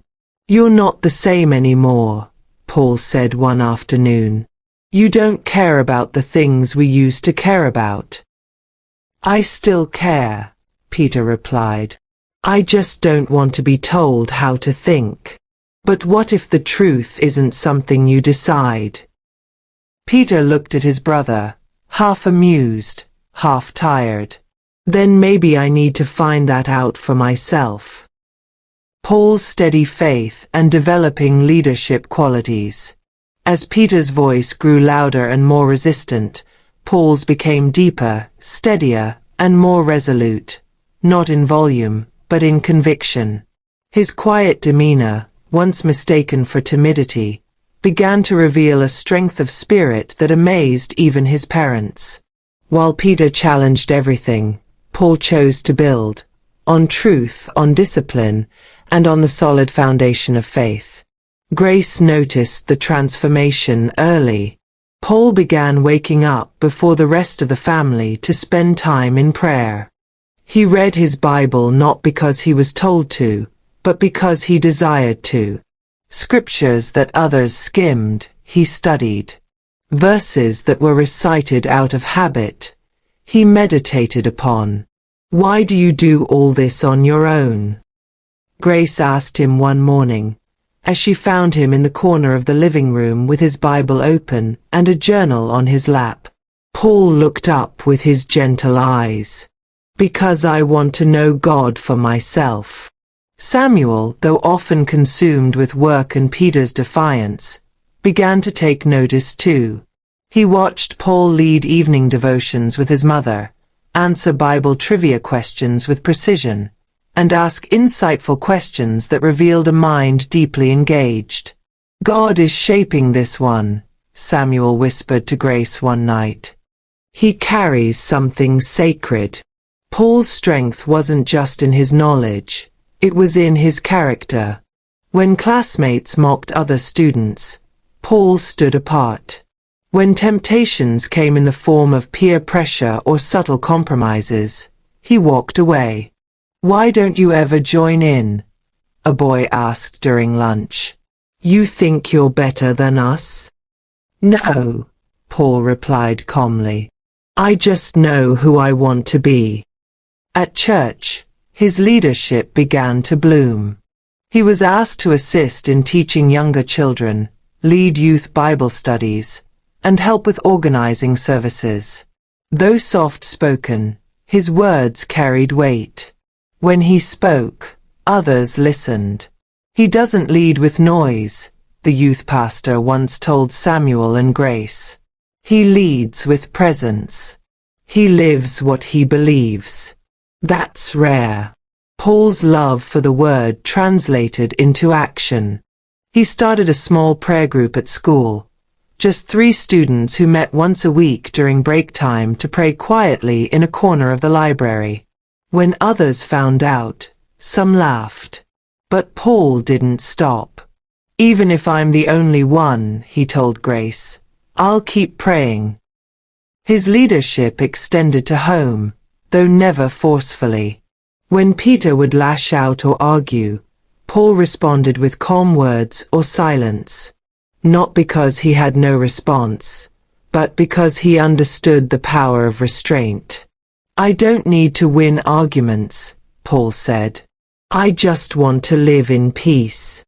Samuel, at times, struggled with how to relate to him. He was proud, but also uncertain how to father a son who seemed so mature. "Don't let your gentleness be weakness," he cautioned one evening. "The world respects strength." "I know, Papa," Paul said, "but strength isn't always loud." Jesus was strong, and he was gentle too. Those words struck Samuel more deeply than he let on.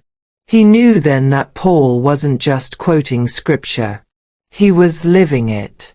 Grace, meanwhile, continued to nurture Paul's gifts. She encouraged him to take speaking opportunities in church, to write devotionals, and to mentor younger children. His humility made him approachable, and his faith made him trustworthy. But even Paul wasn't immune to the challenges of growing up. He sometimes felt isolated, different even among his peers at church. While others laughed loudly and fit in effortlessly, he often stood alone. "Am I too serious?" he asked Grace one evening. "No," she replied. You are exactly who God made you to be. And that's more than enough. His leadership wasn't about popularity. It was about purpose. And though he didn't always feel it, Paul was being prepared for more than he could imagine. Family outings, interactions, and misunderstandings.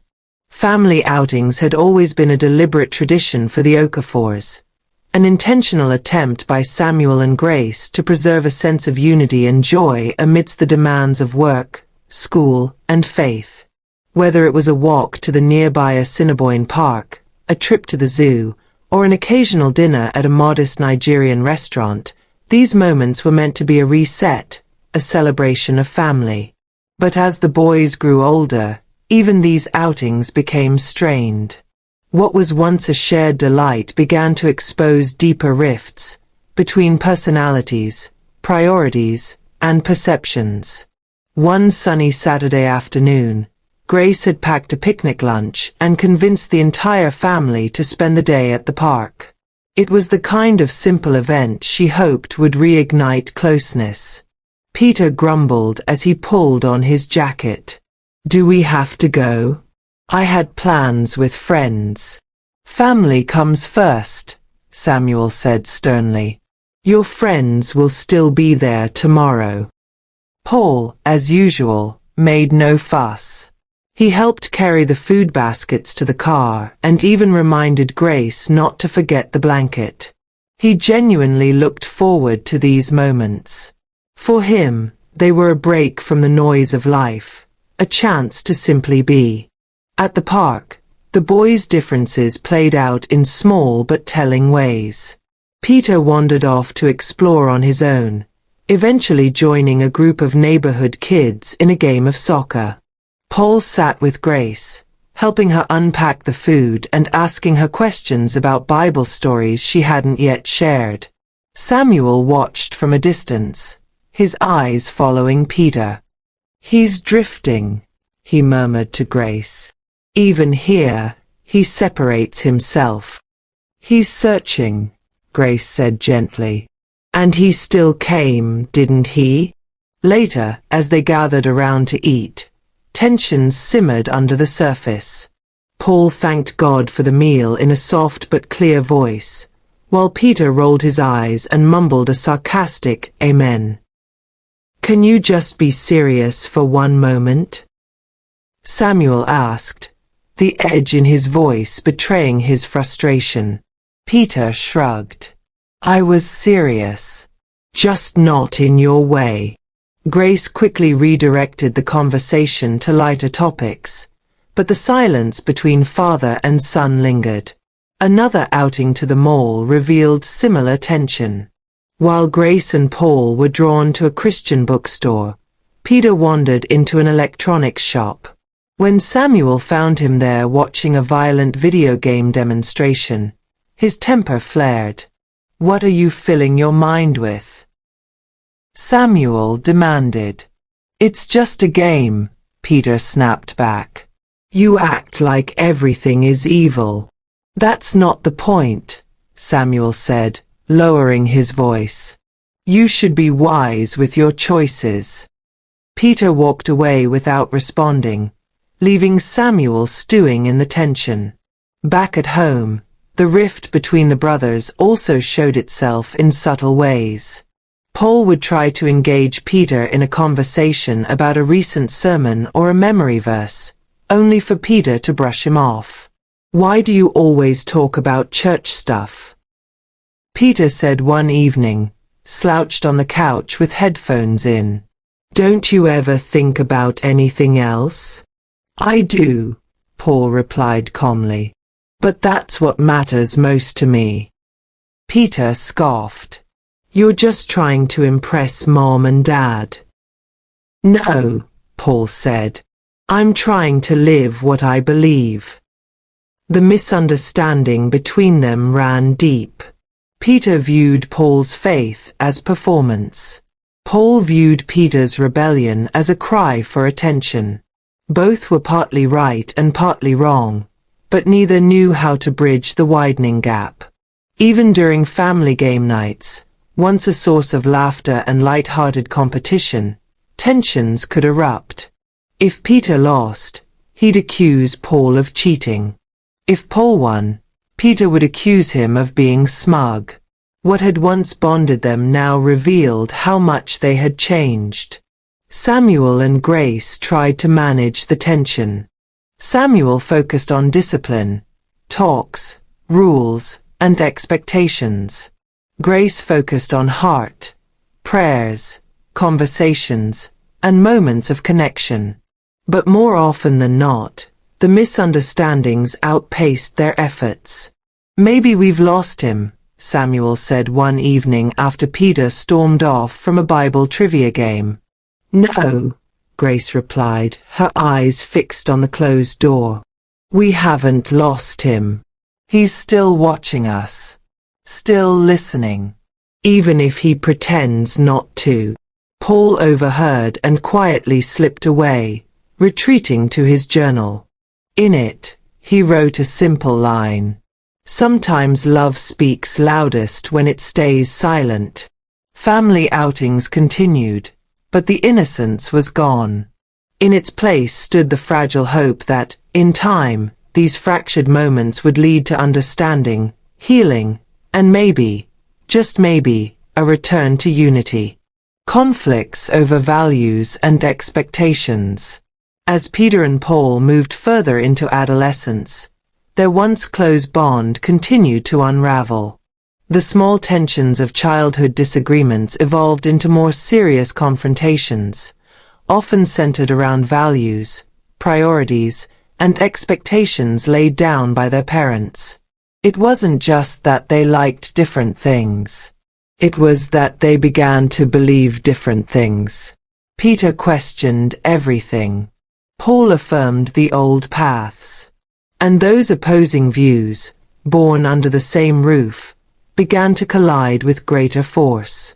One evening, during family devotion, Grace asked each son to share something they had learned recently from Scripture. Paul spoke first, referencing a parable from the book of Luke. He spoke with quiet clarity, drawing connections to everyday life and expressing how he wanted to model compassion and integrity. When it was Peter's turn, he shrugged. "I didn't read anything." Samuel's brow tightened. "Why not?" "Because I don't see the point," Peter said bluntly. "It's the same stuff every time. Be good, follow rules, pray. But real life isn't like that. People cheat, lie, steal, and they're still ahead." Paul flinched at the cynicism in his brother's voice. "That's not true," he replied. "Doing what's right matters. God honors obedience."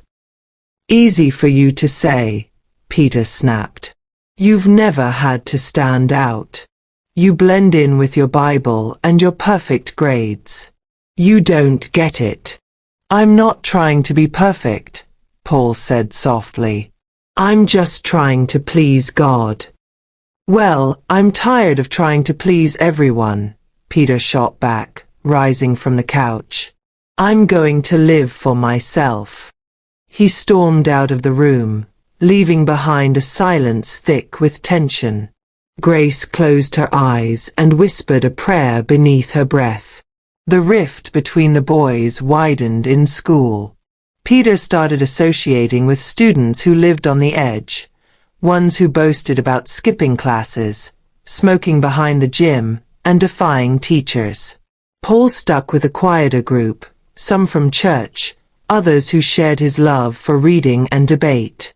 "Your brother is so fake," one of Peter's new friends commented one afternoon. "Acts like he's a saint or something." Peter didn't defend Paul. He remained silent. Later that week, Paul confronted him. "Why didn't you say anything when they mocked me?" Peter avoided eye contact. "Because you are always trying to be better than everyone. It's annoying." "I'm not trying to be better," Paul said. "I'm just trying to be right." "Exactly," Peter snapped. And that's the problem. You think you're always right. Paul turned away, his heart heavy. He had never wanted a competition, only companionship. But it seemed that everything he did now irritated Peter. Grace and Samuel tried to mediate, but their sons were becoming young men, and their differences no longer bowed easily to parental correction. At family dinners, Peter barely spoke unless provoked. When he did, his comments were often sarcastic or inflammatory. "You know what Paul's real problem is?" Peter said one night, poking at his food. "He's scared to live. He hides behind God because he's too afraid to make his own choices." Paul set down his fork, visibly wounded. "No," he said. "I trust God because I've seen him work. That's not fear. That's faith." "Keep telling yourself that," Peter muttered. Samuel slammed his hand on the table. "Enough. We are a family. We do not tear each other down." But the words couldn't erase the growing chasm between the brothers. Their differences were now more than personality. They were foundational. Paul believed life had purpose and order. Peter believed life was messy and to be taken on his own terms. And though they still shared a room, their silence spoke louder than any shouting match. At night, Grace would pray between their beds, one hand on each twin. Her whispered petitions filled the dark. "Lord, make them one again. Let truth win Peter's heart. Let love guard Paul's." But even as her tears fell onto their sleeping forms, she sensed that the battle between light and darkness, between obedience and rebellion, had only just begun. Samuel and Grace's efforts to nurture both sons despite their differences. Parenting twins had never been easy, but for Samuel and Grace, raising Peter and Paul had evolved into a full-time mission field, one filled with hope, heartbreak, prayer, and persistence. As their sons grew more distinct in values, interests, and behavior, the couple found themselves torn between discipline and understanding, correction and compassion. They had raised them with the same prayers, under the same roof, with the same principles. Yet the outcome was no longer the same. One son leaned into faith, the other into independence. And Samuel and Grace had to adjust daily, to nurture them both without alienating either. Samuel, a man of strong convictions, initially found Peter's rebellion deeply disappointing. He viewed it as a personal failure, a stain on his efforts as a father and spiritual leader. "I've taught him the word," Samuel would lament. "I've prayed with him, spoken with him, disciplined him. What else is there to do?" Grace, ever the bridge between the fire of Samuel's discipline and the chill of Peter's defiance, would respond gently. "We do what we've always done. We love him. We pray. And we do not give up." While Samuel struggled with Peter's resistance, he also feared becoming too harsh. He had seen the way Peter shut down when scolded. So, he began trying something new, conversations instead of lectures. He started sitting with Peter, not just to correct, but to listen. They'd talk while fixing things in the garage, watching sports, or during long drives. "You're smart," Samuel told him one evening. "And I know you want to make your own choices. But son, freedom without direction is destruction." Peter didn't always reply, but he listened more when Samuel was calm. The effort was slow, inconsistent, but Samuel clung to the possibility that Peter's heart might still be soft beneath the bravado. With Paul, Samuel's challenge was different. He feared smothering the boy with expectations. Paul was responsible and obedient, But Samuel didn't want him to become burdened by perfectionism or performance.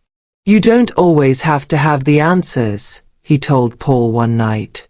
"God's not measuring you by your output. He loves you because you're his." Paul nodded, the words sinking deep.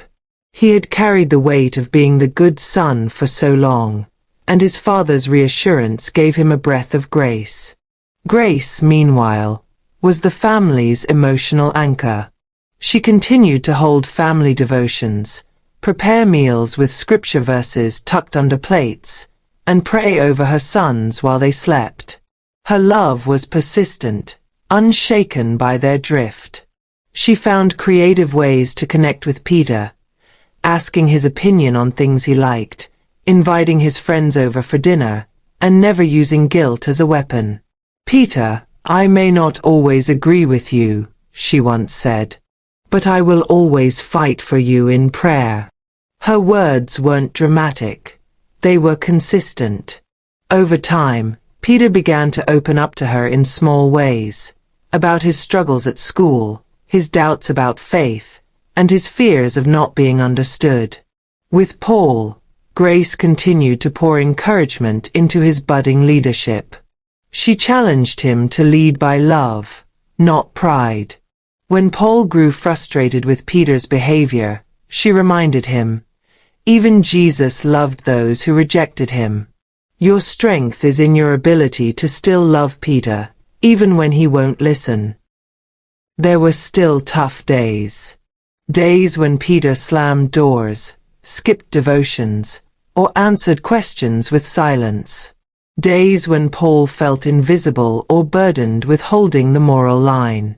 Days when Samuel doubted if any of it was making a difference. But Grace held on to one truth. God had not failed them. Every night, she and Samuel knelt beside their bed, hands clasped. "Lord, you gave us these boys. Help us to raise them in wisdom and love. Soften Peter's heart. Strengthen Paul's walk. And help us not to give up when we are weary." They knew that parenting wasn't about controlling outcomes. It was about remaining faithful in the process. And even as their sons' paths diverged, Samuel and Grace were determined to walk with both, believing that love, patience, and prayer would one day bring them back together. Friendships that influence Peter and Paul in opposing ways.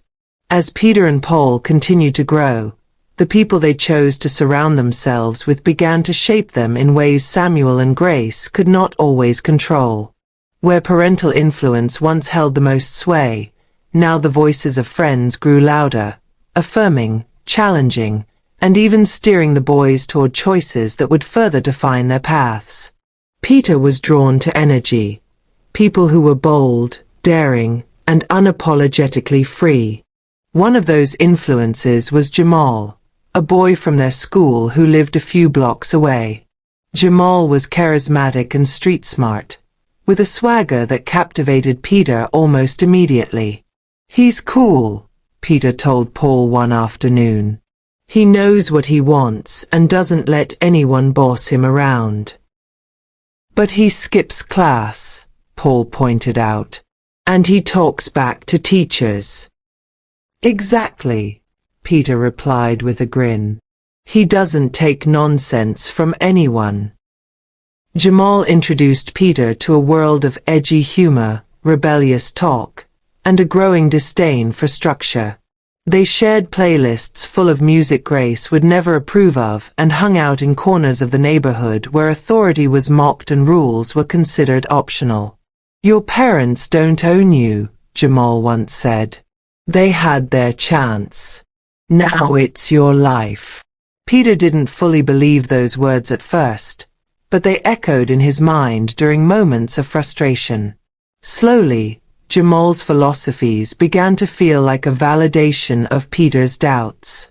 Meanwhile, Paul's circle formed in a completely different space. At church, he grew close to Jonathan, the pastor's son, a gentle, thoughtful boy who shared Paul's love for scripture, music, and purposeful living. Jonathan wasn't loud or particularly popular, but he was consistent, and that consistency made Paul feel safe. "Don't worry about being different," Jonathan once told him after a youth Bible study. "We're not called to blend in. We're called to shine." Paul smiled, the words strengthening his quiet resolve. The two began working together on youth projects, volunteering during services, and organizing weekend outreach events. They shared books, fasted together, and challenged each other to grow spiritually. Grace observed the difference in her son's friendships with an attentive heart. She met Jonathan and immediately approved. She could see the purity of heart and intentionality he brought into Paul's life. "Stick with boys like him," she told Paul one evening. "Iron sharpens iron, and he will sharpen you." But she had deep concerns about Jamal. Peter grew more secretive, more irritable, and more dismissive of authority. His grades began to slip. He often came home late and gave vague excuses about where he'd been. "I don't like the path he's on," Samuel confessed after Peter was caught lying about his whereabouts. "That boy, Jamal, he's trouble. I've tried to warn him," Grace said. "But Peter says Jamal listens to him when no one else does." "That's because Jamal tells him what he wants to hear." The contrast between the brothers grew sharper. Paul started mentoring younger boys at church. He and Jonathan hosted a small prayer group every Thursday evening in the church basement. Peter, on the other hand, began spending weekends at a local arcade with Jamal and others, places where profanity flew freely and values were mocked. When Paul invited Peter to one of their youth events, Peter laughed. "You want me to come sing songs and talk about feelings? No thanks. I've got real things to do."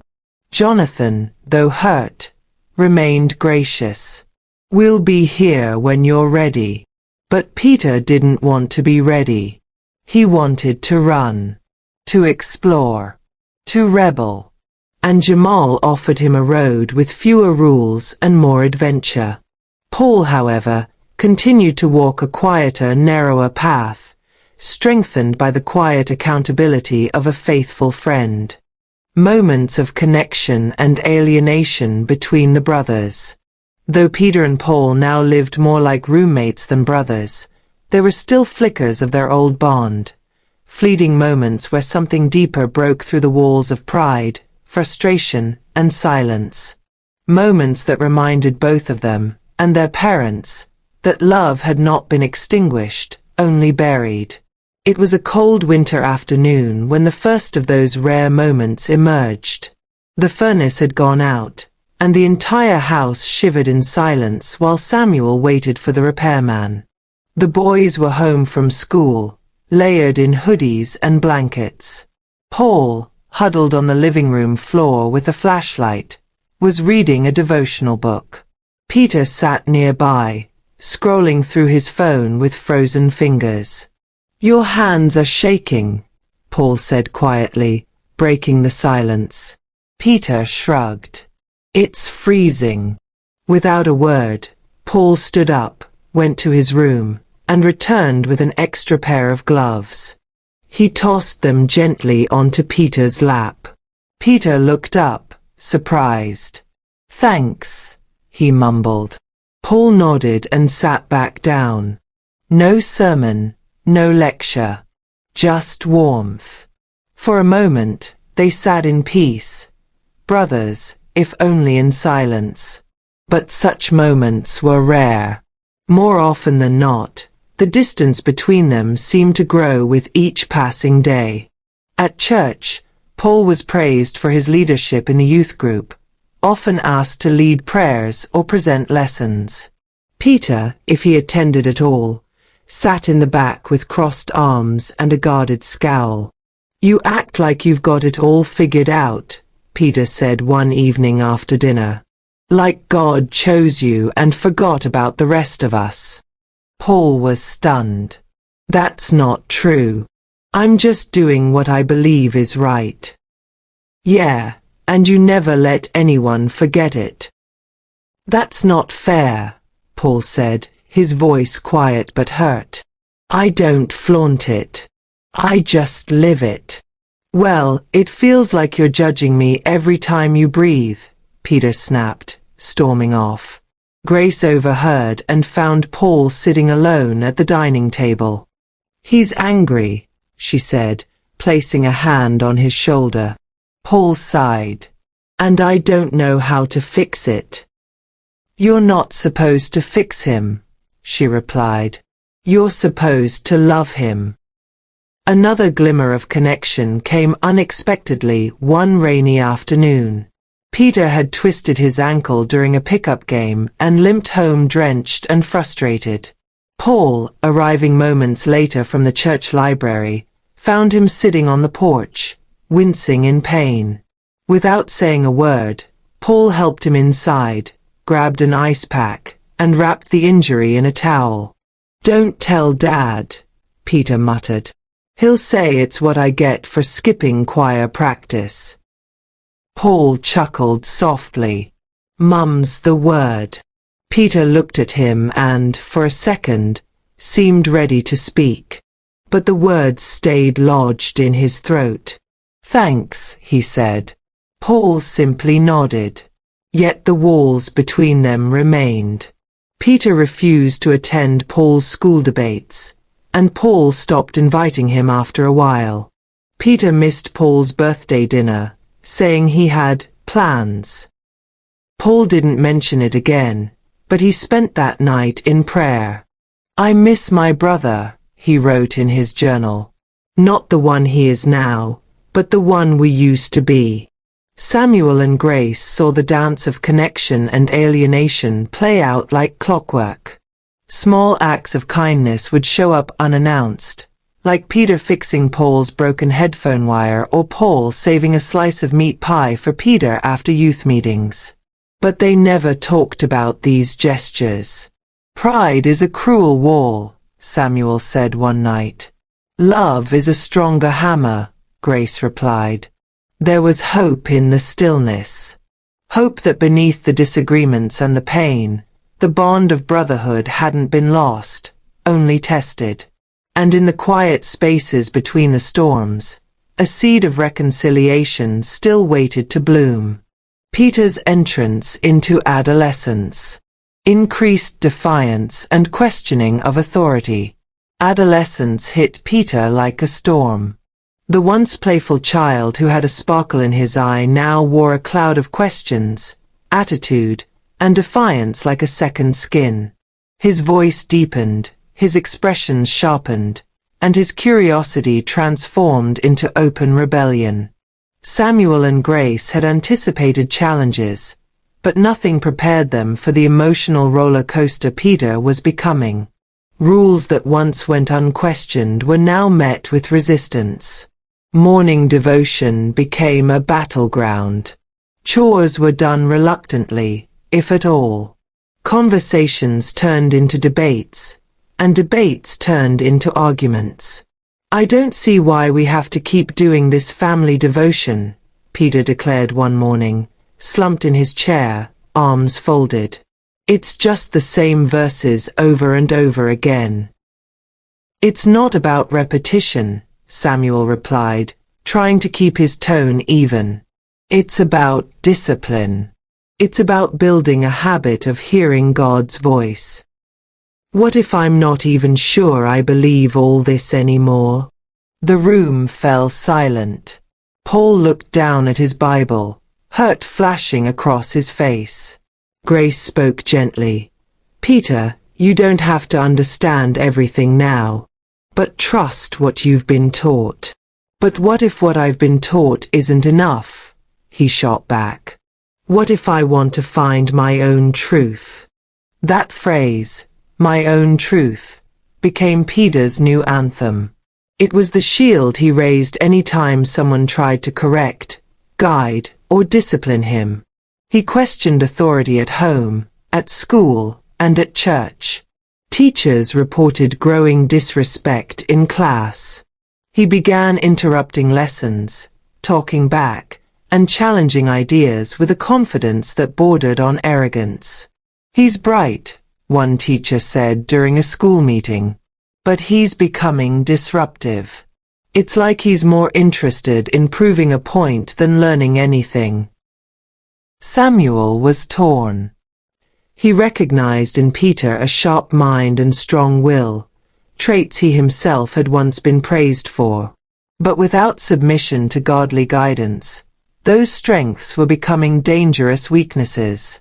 At church, Peter grew distant. He still attended, largely to avoid confrontation, but he no longer engaged. He stopped singing, ignored the messages, and often snuck out before service ended. When the youth pastor tried to encourage him, Peter replied, "I don't need another adult telling me how to live. I already get that at home." Grace's heart ached. She saw her son pulling away, not just from them but from the foundation they had laid with prayer, love, and intention. "He's searching," she told Samuel one night, tears brimming in her eyes. "But I'm afraid of what he's finding." Peter's appearance began to change too. He experimented with new styles, baggy clothes, hooded sweatshirts, and accessories that clashed with his once simplistic demeanor. His language became edgier, his sense of humor darker. But perhaps the most alarming change was Peter's growing resistance to correction. What used to be a simple rebuke now sparked hours of tension. One evening, after Samuel asked him to turn off a violent video game, Peter exploded. "You don't control my life," he shouted. "I'm not a child anymore. You can't keep forcing your beliefs down my throat." Samuel stood silent for a moment, then replied, "No, I can't force you, but I can refuse to let you destroy yourself under my roof." Peter grabbed his phone and stormed into his room, slamming the door so hard it echoed through the house. Paul later found him sitting on the edge of his bed, headphones on, expression blank. "Are you okay?" Paul asked. Peter pulled off one headphone and gave a tired look. "Don't start. I'm not here to fight," Paul said. "I just miss the old Peter." "There's no old or new me," Peter muttered. "This is who I am now." But even as he said it, there was a flicker of uncertainty in his eyes. Peter's rebellion wasn't just about anger, it was about identity. He was trying to understand who he was outside of his family's shadow. But in pushing away the light of their love and faith, he was beginning to drift into dangerous darkness. Samuel and Grace knew they were witnessing the first wave of a deeper battle. And though Peter no longer looked to them for direction, they refused to stop watching, praying, and believing. Because even prodigals have a home waiting. Paul's deepening commitment to his faith and academic excellence. As Peter drifted further from the family's spiritual compass, Paul anchored himself more deeply into the very truths his brother questioned. While Peter's rebellion brought chaos, Paul's commitment brought structure, reverence, and resilience. Faith was no longer just a family routine for Paul. It had become his own language of life. He prayed more fervently, read scripture not for obligation but for direction, and often journaled his reflections in a small notebook Grace had given him on his 12th birthday. "Lord," he wrote one evening, "help me to remain steadfast, even when it's lonely, even when my brother mocks me. Help me to love him and never lose sight of your purpose for me." At school, Paul's diligence began to shine. He wasn't flashy about his achievements, but his teachers took notice. He excelled in mathematics and literature, often praised for his sharp thinking and quiet leadership. When group work was assigned, classmates gravitated toward him not just because of his intellect, but because he was dependable. He's a quiet leader, one teacher noted. The kind who influences without demanding attention. He balanced school and faith with remarkable discipline. In addition to attending youth Bible study, he began tutoring younger students at church and mentoring one or two boys who looked up to him. He reminds me of Timothy, Grace once said to Samuel. Faithful from his youth. But Paul's strength was tested often, especially when he saw his parents heartbroken over Peter's choices. He heard their whispered prayers behind closed doors, saw the worry etched in Samuel's face and the tears in Grace's eyes. Should I do more? He once asked Grace quietly. Should I try harder to talk to Peter? You're already doing more than you know, she replied. Every time you love him without judgment, you plant a seed. Paul didn't respond, but he nodded. His shoulders bore more than just academic expectations. He carried spiritual responsibility too. But rather than crumble, he leaned into it. Still, he remained a teenager. There were moments of doubt, when he wished his path was easier, when he felt the weight of being the example. But in those moments, he turned to prayer and the Word. He memorized scriptures like anchors. Be strong and of a good courage. Be not afraid, neither be thou dismayed, for the Lord thy God is with thee whithersoever thou goest. Joshua 1 verse 9. Paul wasn't perfect, but he was grounded. And even as Peter spiraled into rebellion, Paul rose in wisdom, like a candle that refused to be extinguished. He had chosen his path. And while it was narrow, it was lit with purpose. Peter's attraction to peers who encourage his rebelliousness. It wasn't long before Peter found himself gravitating toward a circle of friends who mirrored his growing defiance. These were not necessarily bad kids in the obvious sense. They didn't wear gang colors or commit crimes in the open, but they shared a common trait that Peter found irresistible. They didn't care about rules. Jamal, Deshaun, and Liam were his closest companions. Each came from different backgrounds, but they bonded over their mutual disdain for adult expectations and authority. They skipped classes, pushed boundaries with teachers, and laughed at anything that reeked of discipline or tradition. They act like they know what's best for us, Jamal would often say, nodding toward their teachers or parents. But they don't. We have to figure it out for ourselves. To Peter, these words were not just appealing, they were liberating. In this group, he didn't have to pretend. He could roll his eyes at sermons, ignore his parents' curfews, and dismiss Paul's quiet devotion without feeling judged. With these peers, rebellion became a shared identity. They mocked those who followed the rules, labeled obedience as weakness, and treated questions of morality with sarcasm. You still go to church? Liam once asked Peter with a smirk. Man, that's old school. My parents don't even bother anymore. Peter laughed it off, even though a part of him still respected his family's faith. But respect was no longer his driving force. Acceptance was. He desperately wanted to belong, to be seen as bold and independent. And if that meant distancing himself from everything he had been taught, so be it. It started with skipping family devotions. Then it turned into making up excuses to avoid youth services. Soon, Peter stopped praying altogether. Grace noticed the shift in his spirit, the coldness that seemed to settle over his eyes. Peter, she said gently one evening, your friends, do they help you grow? They help me be real, he replied flatly. Not everyone wants to live in a bubble. Samuel, more direct in his concern, sat him down another night. I've seen where this road leads. These boys you follow, Are they leading you to life, or to ruin? Peter folded his arms.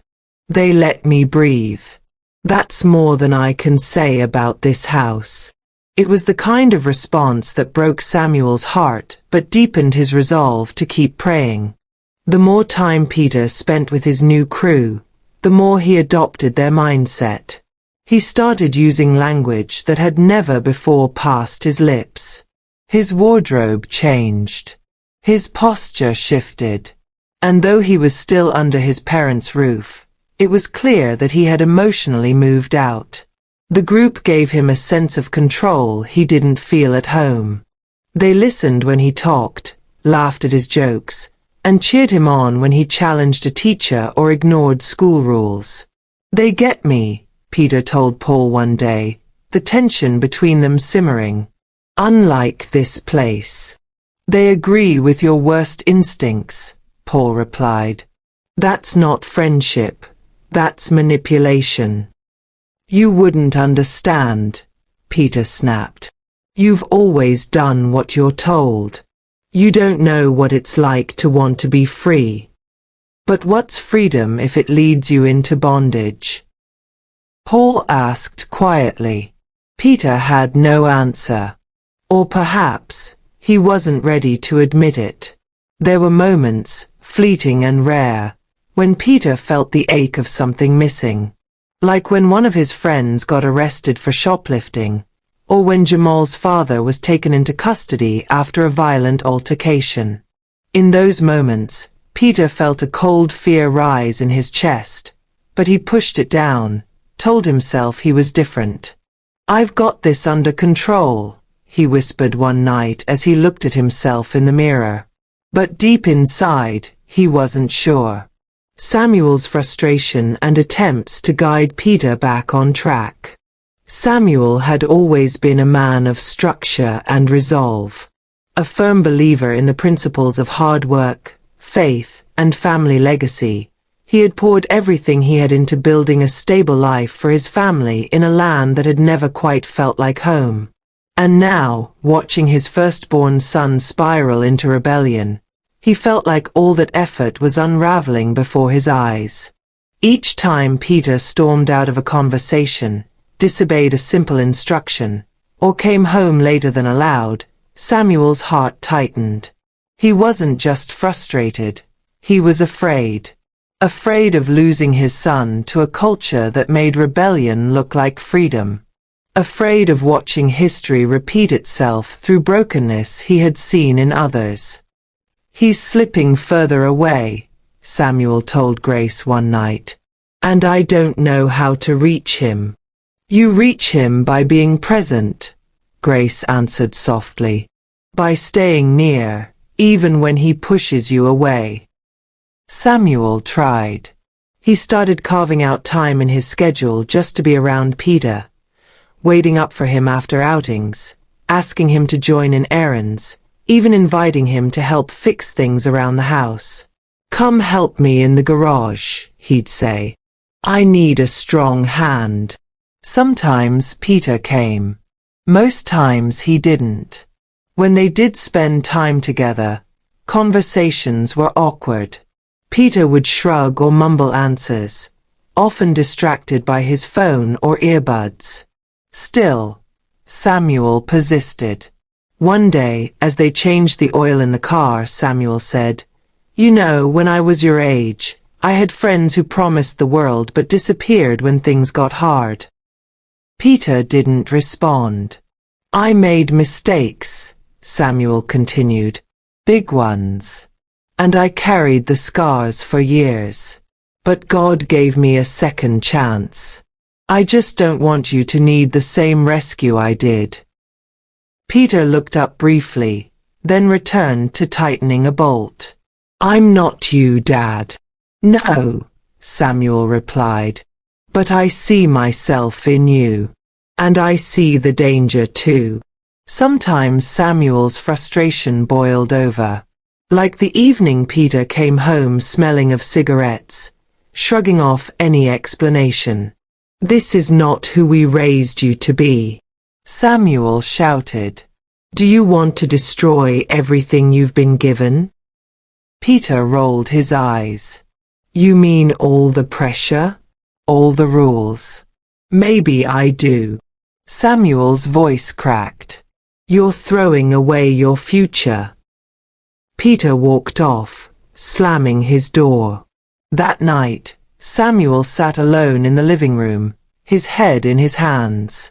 I don't want to be his enemy, he whispered to Grace. But it feels like everything I say pushes him further. Grace knelt beside him. Then stop trying to fix him with your words. Let your love speak louder.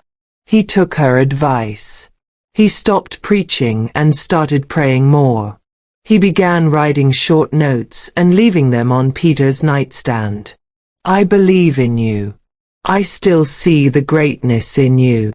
You are not alone, no matter what path you walk. Come home, not just to us, but to yourself. He started listening more, speaking less. Not because he had given up, but because he realized that rebellion didn't always need rebuke, it often needed refuge. One night, Samuel walked past Peter's room and saw the boy sitting quietly, one of the notes in his hand. He didn't say anything. But Samuel closed his eyes and thanked God. Maybe, just maybe, the bridge hadn't collapsed. Maybe there was still time to repair it, one plank of love and patience at a time.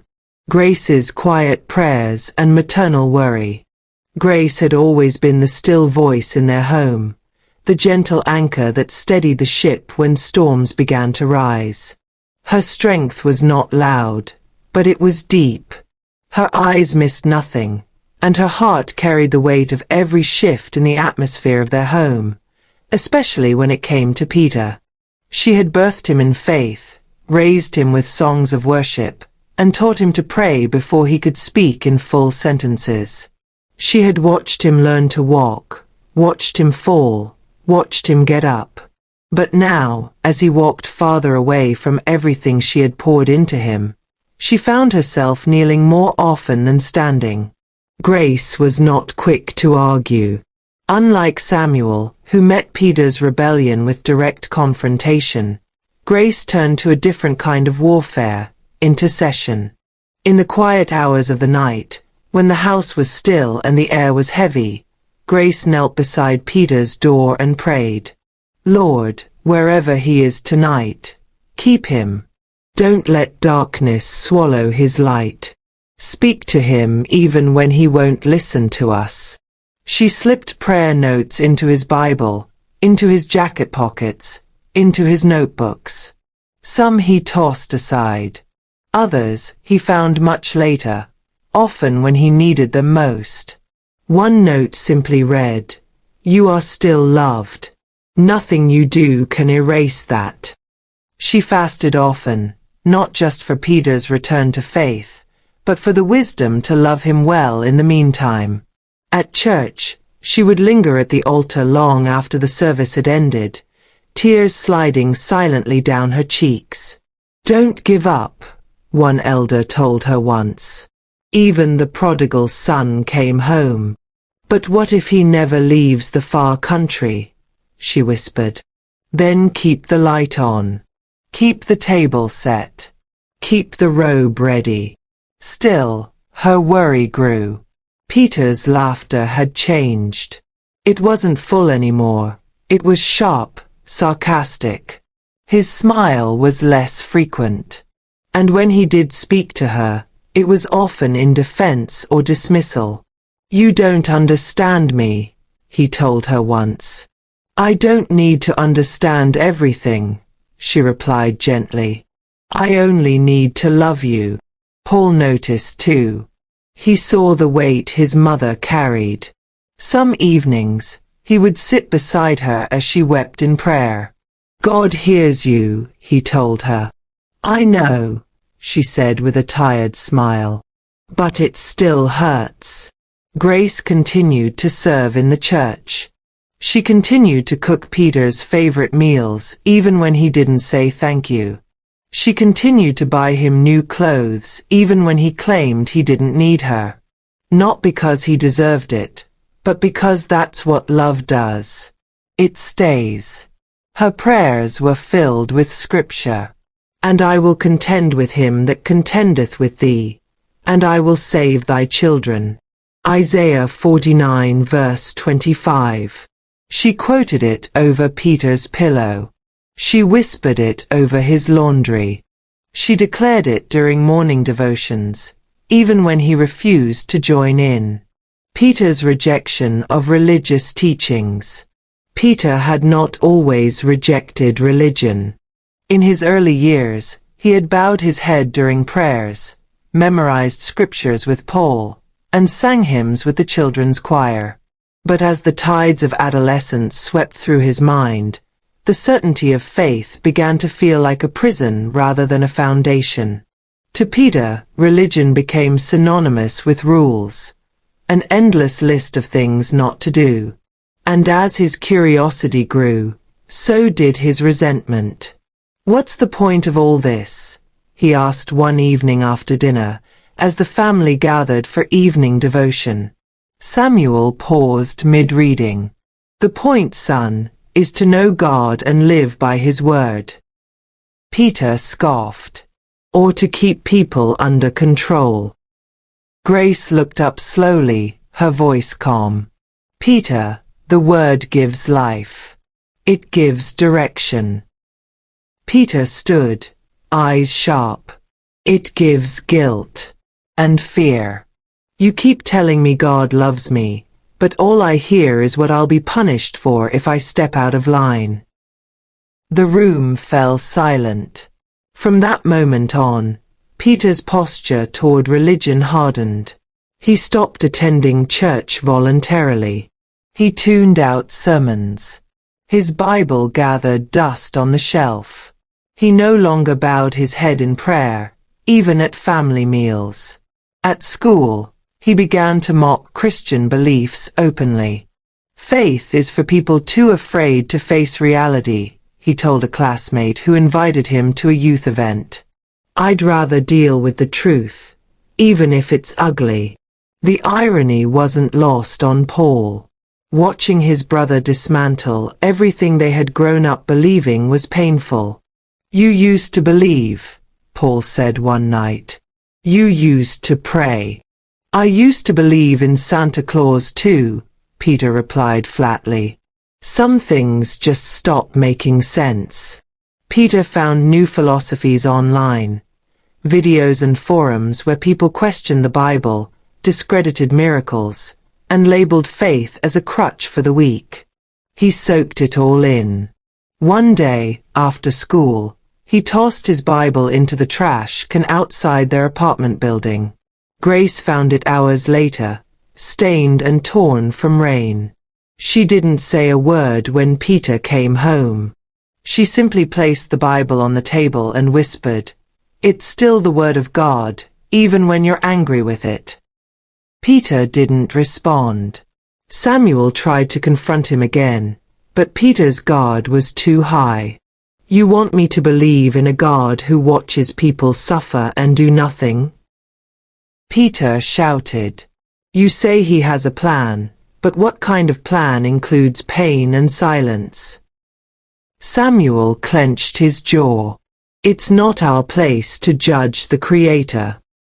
Peter rolled his eyes. "Maybe it's not your place to question him. But it is mine." Paul stood in the corner, his fists balled. He wanted to speak, to argue, but something in Peter's face stopped him. His brother wasn't rebelling for the sake of mischief anymore. He was breaking, wrestling, searching. That night, Grace wept silently in her room. "He's not lost," she whispered to Samuel. "He's just wounded. And wounds don't heal by force, they heal by grace." Peter's rejection of religion wasn't just intellectual, it was emotional. He felt betrayed by the faith that had been used as both shield and sword. In his mind, it had become a cage. And like a caged bird, he thrashed wildly, not realizing he was breaking his wings in the process. Increasing tension between the brothers and their parents. The once warm and cohesive atmosphere of the Okafor household had grown colder. Conversations were shorter, glances more guarded, and silence more frequent. The tension that had once simmered beneath the surface was now impossible to ignore. Peter's rebelliousness had taken center stage, but it wasn't only Peter who struggled. The family dynamic had shifted. Every interaction felt like navigating a minefield, especially between the brothers and their parents. Samuel and Peter were the most combustible. Samuel's values clashed directly with Peter's new worldview, and their exchanges often ended in raised voices and slammed doors. "You think you know everything," Samuel said one evening after Peter refused to help with family chores. "I just don't want to be controlled," Peter fired back. "This is not control, it's structure. To you, maybe. To me, it's oppression." Grace would step in, trying to calm the storm, but her words were often drowned out in the heat of argument. Peter accused them of favoritism, convinced that Paul's obedience was praised while his struggles were condemned. "I make one mistake and it's the end of the world," he said. "But Paul does the same thing and gets a Bible verse of encouragement." "That's not true," Grace said, hurt flashing in her eyes. "We love both of you equally." "Then stop expecting me to be him," Peter snapped. Paul, meanwhile, was caught in the crossfire. His loyalty to his parents and his growing disapproval of Peter's choices put him in an impossible position. Conversations between him and Peter became strained, and Paul's attempts at peace often made things worse. "You think I don't see it?" Peter said to Paul during one argument. "You're the golden boy. You can do no wrong. They worship the ground you walk on." "That's not fair," Paul replied. "I just try to do what's right." "Exactly. You try so hard to be perfect, and it makes me look worse." "That's not my fault. But it feels like it." Even meals, once a time of laughter and bonding, became tense. Peter would sit in silence, stabbing his food with his fork while Samuel prayed. Paul tried to hold conversations, but the atmosphere was too heavy. "Can we just eat without the drama?" Peter asked one evening, tossing his napkin aside. "You bring the drama," Samuel responded sharply. Paul reached for Grace's hand under the table. She squeezed it but said nothing. The home that had once been filled with singing, laughter, and storytelling now echoed with quiet heartbreak. Grace prayed more. Samuel watched Peter more closely. Paul journaled late into the night. Each member of the family was doing what they could to hold things together, but the threads were fraying. Peter's distance felt like betrayal. Paul's example felt like pressure. Samuel's authority felt like control. Grace's gentleness felt like silence. And yet, love remained. Fragile, bruised, but present. Peter's first major act of rebellion. A critical turning point. It began on an ordinary Thursday afternoon, one of those days that bore no warning of the storm to come. The sky was clear, school had just let out, and Peter should have been heading home. But instead of boarding the usual bus with Paul, he slipped out through the back gate, joining Jamal and a few others who had a plan. "Let's go," Jamal said, his voice laced with challenge. "Today's the day." They weren't headed anywhere productive. Their destination was a strip mall where they'd scoped out a small electronics shop known for its inattentive staff. Jamal had dared Peter to prove his independence, to step beyond the edge and show he wasn't just talk. "You say you're your own man," Jamal had smirked. "Let's see it." What started as peer pressure turned into an unshakable temptation. Peter's mind buzzed with rebellion and adrenaline. It wasn't just about the headphones Jamal suggested he swipe. It was about the statement. He didn't need permission. He didn't need religion. He didn't need his father's approval. So he did it.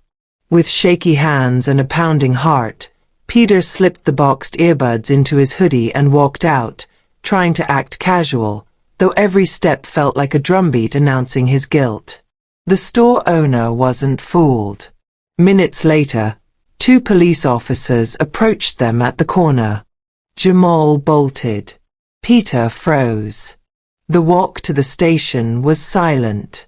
Peter refused to speak until Samuel arrived. His face a mixture of fury and heartbreak. "You stole." Samuel's voice trembled, not from anger, but disbelief. "Peter, why?" Peter stared at the floor. "Because I could." The officers let him go with a warning, noting it was his first offense. But the consequences reached far beyond legal reprimand. That night, their home shifted permanently. Grace wept for hours. Paul sat on the stairs, unsure if he should comfort his mother or go confront his brother. Samuel paced the living room, his hands on his head, muttering scriptures to steady his mind. When he finally sat Peter down, the words didn't come immediately. "You are not just a boy who made a mistake," Samuel said finally. "You are a boy walking into destruction with his eyes wide open." Peter's expression remained cold, but inside, something cracked. The sight of Grace crying, of Paul's disappointment, of his father's trembling hands, it all haunted him. Still, pride kept him from apologizing. Instead, he doubled down, staying out later, refusing to eat with the family, and spending more time with Jamal and his crowd. But something had shifted. This wasn't just rebellion anymore. It was identity. A crossroads. That theft marked more than a moment of wrongdoing. It was the first undeniable fracture in his relationship with the values that had once defined his life. It was the turning point, not just for Peter, but for everyone who loved him. Paul's achievements in school and church. While Peter's rebellion cast a shadow over the household, Paul's light continued to shine with quiet consistency. He didn't seek attention or praise, yet both found him. Amid the turbulence at home, Paul became a source of calm, steady in his faith, disciplined in his studies, and increasingly admired by those around him. At school, his teachers spoke of him with respect. "Paul is a model student," one said during a parent-teacher conference. "He listens attentively, asks thoughtful questions, and helps his classmates without being asked." Paul had maintained straight A's across all his subjects for the 3rd consecutive year. His essays in English class were often read aloud by his teacher as examples of clarity and insight. In science, he led a team that won 2nd place in a regional project fair for a study on renewable energy. His teachers weren't the only ones who took notice. The school principal invited Paul to serve on the student leadership committee, and he was often called upon to represent his class in public speaking competitions and academic showcases. He remained humble through it all. "I'm just doing my part," he would say whenever someone praised him. "It's not about being the best. It's about being faithful." At church, Paul's growth was just as evident. He became a respected youth in the congregation, mature beyond his years, but always approachable. He taught Sunday school classes to younger children, organized youth Bible trivia nights, and regularly led prayer sessions. Paul has a pastor's heart, Sister Naomi once whispered to Grace. There's oil on that boy's life. During a youth revival service, Paul was asked to share a message. His sermon, titled The Cost of Consistency, drew tears from many in the audience. He spoke not with charisma, but with conviction, drawing from his own journey of obedience amid personal trials. Being consistent doesn't mean you have no doubts, he said. It means you choose faith, even when it's hard. The church elders were so impressed that they began mentoring him for greater leadership roles. Some even suggested that Paul consider seminary in the future. But Paul didn't get carried away with the applause. At home, he continued helping Grace in the kitchen, quietly encouraging his father, and praying, fervently, for Peter. One afternoon, while cleaning the church sanctuary after service, Brother Mark approached him. You're doing more than most grown men do, he said. But never forget, your first ministry is your family. Don't stop loving your brother, even when he's hard to reach. Paul nodded. I won't. I just hope he sees that I'm not trying to be better than him. I just want him to come home. Samuel, watching Paul's growth with pride, often found himself torn between joy and grief. One son was thriving. The other was slipping. And yet, he knew he couldn't trade one for the other. Grace, too, remained grounded. Paul is a blessing, she said one night. But he needs us too. Let's not forget to nurture the one who is quietly carrying so much. Indeed, Paul's achievements were not only trophies for the family, they were testimony. Proof that faith, diligence, and grace could still flourish, even in a house divided by pain. Samuel and Grace's struggle to balance their hopes for both sons. Samuel and Grace stood each day at the crossroads of pride and pain. On one side was Paul, exceeding expectations, flourishing in his studies, and maturing into a spiritual pillar both at home and in the church. On the other was Peter, once so full of promise, now slipping further into the shadows of rebellion. Their hearts were stretched in two directions. How do you rejoice over one child, Grace asked one night, without grieving for the other? Samuel sat beside her, weary-eyed. I don't know. I feel guilty every time I celebrate Paul's wins. As if I'm betraying Peter somehow. They prayed for both sons every night, side by side. Yet even in prayer, the tension was palpable. One child was walking in the light. The other was choosing darkness. And the weight of navigating that contrast without letting it crush either of them, or the boys, was a daily burden. They tried not to compare, but comparisons whispered in their hearts.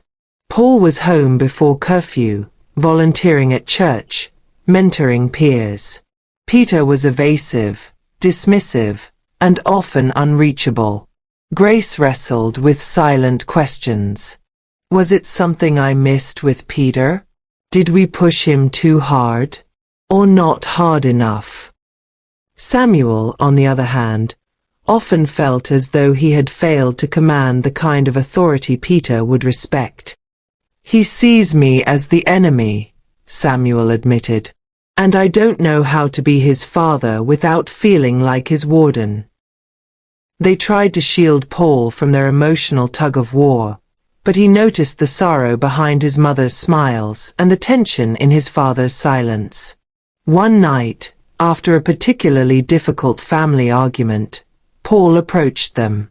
I don't want to be the reason you're always sad, he said softly. You're not, Grace assured him, pulling him into an embrace. You're one of the reasons we keep going. But I know it's hard to celebrate me when Peter's not okay. Samuel placed a hand on Paul's shoulder. Son, your light is not the problem. It's the reminder of what Peter is running from. But don't ever dim it. We need it more than you know. Despite their efforts, there were moments of imbalance. Times when they lavished attention on Peter, hoping to keep him from falling off the edge, while Paul quietly managed his responsibilities without complaint. Other times, they leaned into Paul's peace, seeking refuge from the emotional drain Peter caused. We have to keep seeing both of them through God's eyes, Grace reminded Samuel. Not just through what they're doing right or wrong, but through who they are becoming. So they adjusted again and again. They took turns spending time with each boy, sometimes together, often separately. They celebrated Paul's milestones, his awards, his church involvement, his personal growth, without guilt. And they pursued Peter with relentless love, even when he slammed the door in their faces. At times, it felt like walking a tightrope in a storm. But Samuel and Grace held each other, held on to faith, and refused to give up on either son. Because they knew, the same God who was working visibly in Paul's life was still silently weaving redemption into Peter's story. Peter's exposure to harmful influences. It did not happen all at once. Peter's descent into deeper rebellion was a series of seemingly small compromises, each one pushing him further away from the boy his parents had raised. With every step, the influences around him darkened. Jamal had introduced him to the group, but it was someone else who led him further into dangerous territory. Malik. Older, sharper, and far more cunning, Malik was the type of person who understood how to manipulate a young man searching for identity. Life is a game, Malik said to Peter one day. You either play it or get played. Peter was drawn to Malik's confidence.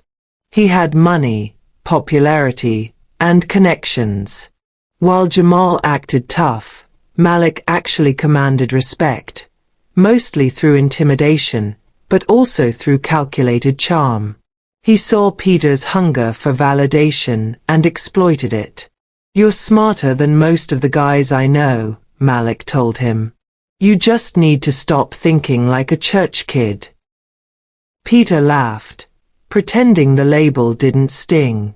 But inside, something in him twisted. Soon, Peter was spending time in places he used to avoid.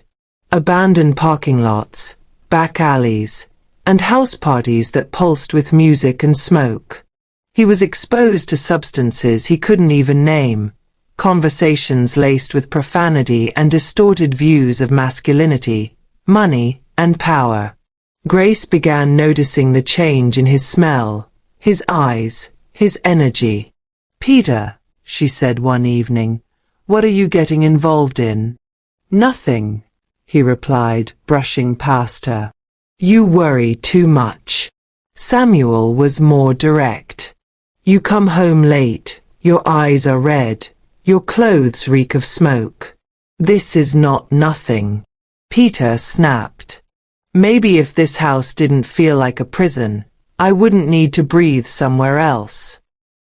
The words cut deep. Paul tried to intervene too. These guys don't care about you, Peter. They're using you. You don't know anything, Peter fired back. You just sit in your safe little Christian bubble. You think reading the Bible makes you better than me. That's not what I think, Paul said. But I do know where this path leads. And it's not life. But Peter wasn't listening anymore. The voices of his new circle were louder and more exciting. They didn't tell him who to be. They let him choose. Or so it seemed. Malik began asking favors. At first, they were small, dropping off packages, keeping watch while others handled business. Peter didn't ask questions. The thrill of being trusted was intoxicating. You want respect, Malik said. You earn it by doing what others won't. Eventually, Peter found himself tangled in a web he couldn't easily walk away from. The favors turned into risks. One night, he was nearly caught in a police sweep at a party that was raided for underage drinking and suspected drug trafficking. He escaped through the back door, heart racing, breath shallow. That night, he sat on a park bench, staring up at the stars, the weight of his choices pressing on his chest like an iron hand. This isn't who I was supposed to be, he muttered to himself. But even then, pride kept him from turning around. Back at home, Grace waited in the dark, praying. Samuel stood by the window, furious and frightened. And Paul lay awake in his bed, clutching his Bible, whispering Peter's name. Paul's growing sense of responsibility within the church. As Peter delved deeper into destructive choices, Paul leaned harder into the only place that still gave him clarity and peace, the church. The sanctuary became more than a refuge. It became his mission field. In the house of God, Paul felt a responsibility that extended beyond his age. He was no longer just a participant. He was becoming a pillar. What started as occasional volunteering evolved into active leadership. Brother Mark, recognizing Paul's heart and consistency, began entrusting him with greater roles.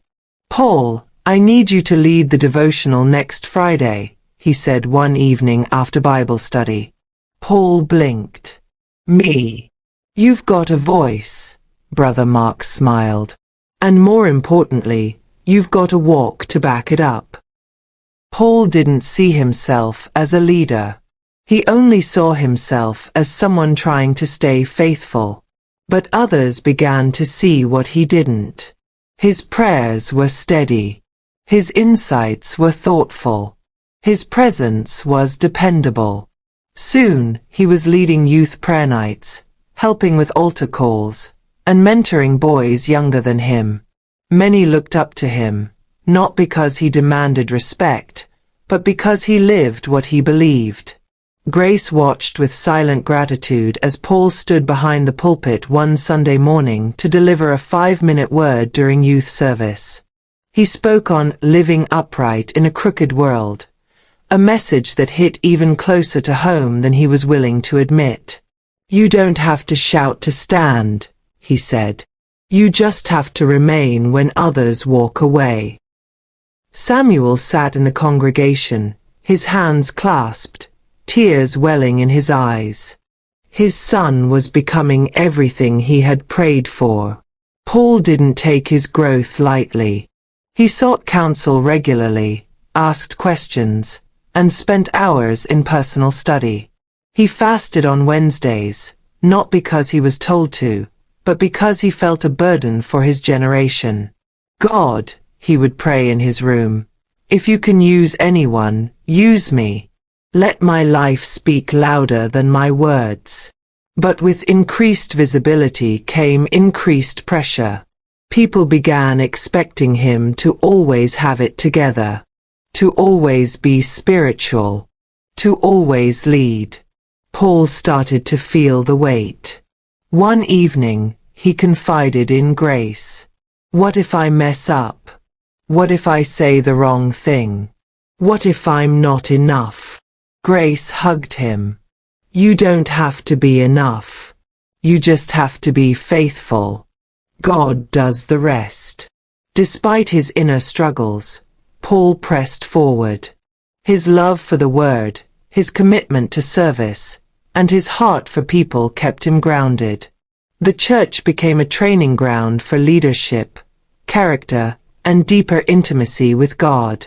And though he often returned home to the chaos of Peter's rebellion, Paul carried into that space a light that could not be quenched. He knew the path he walked would not be easy, but he had made up his mind to walk it anyway. Conversations between Samuel and Grace about their son's future. The house was quieter at night. Not because peace had returned, but because words had grown tired. There was only so much rebuke, correction, and pleading a parent could give before silence became their language of grief. It was in that silence that Samuel and Grace often found themselves in hushed conversation, lying in bed long after the lights were out, their hearts too full to sleep. "He's drifting," Samuel whispered one evening, staring at the ceiling. "I can see the edge, Grace. And Peter is getting closer to it." Grace turned toward him, her voice soft. "He's not lost. He's wandering. And I'm still believing he'll find his way home." Samuel sighed deeply. "We raised them the same. How did they become so different?" "Because they are different. Same roots, different soil. God doesn't raise duplicates. He raises individuals." There were many nights like this, nights where they replayed every parenting decision, every disciplinary moment, every prayer and missed opportunity. "Do you think we gave Paul too much attention?" Samuel asked once. "No," Grace said. "We gave Paul what he needed. And we gave Peter what we thought he needed too. But maybe what Peter needs now is different." They talked about the future often.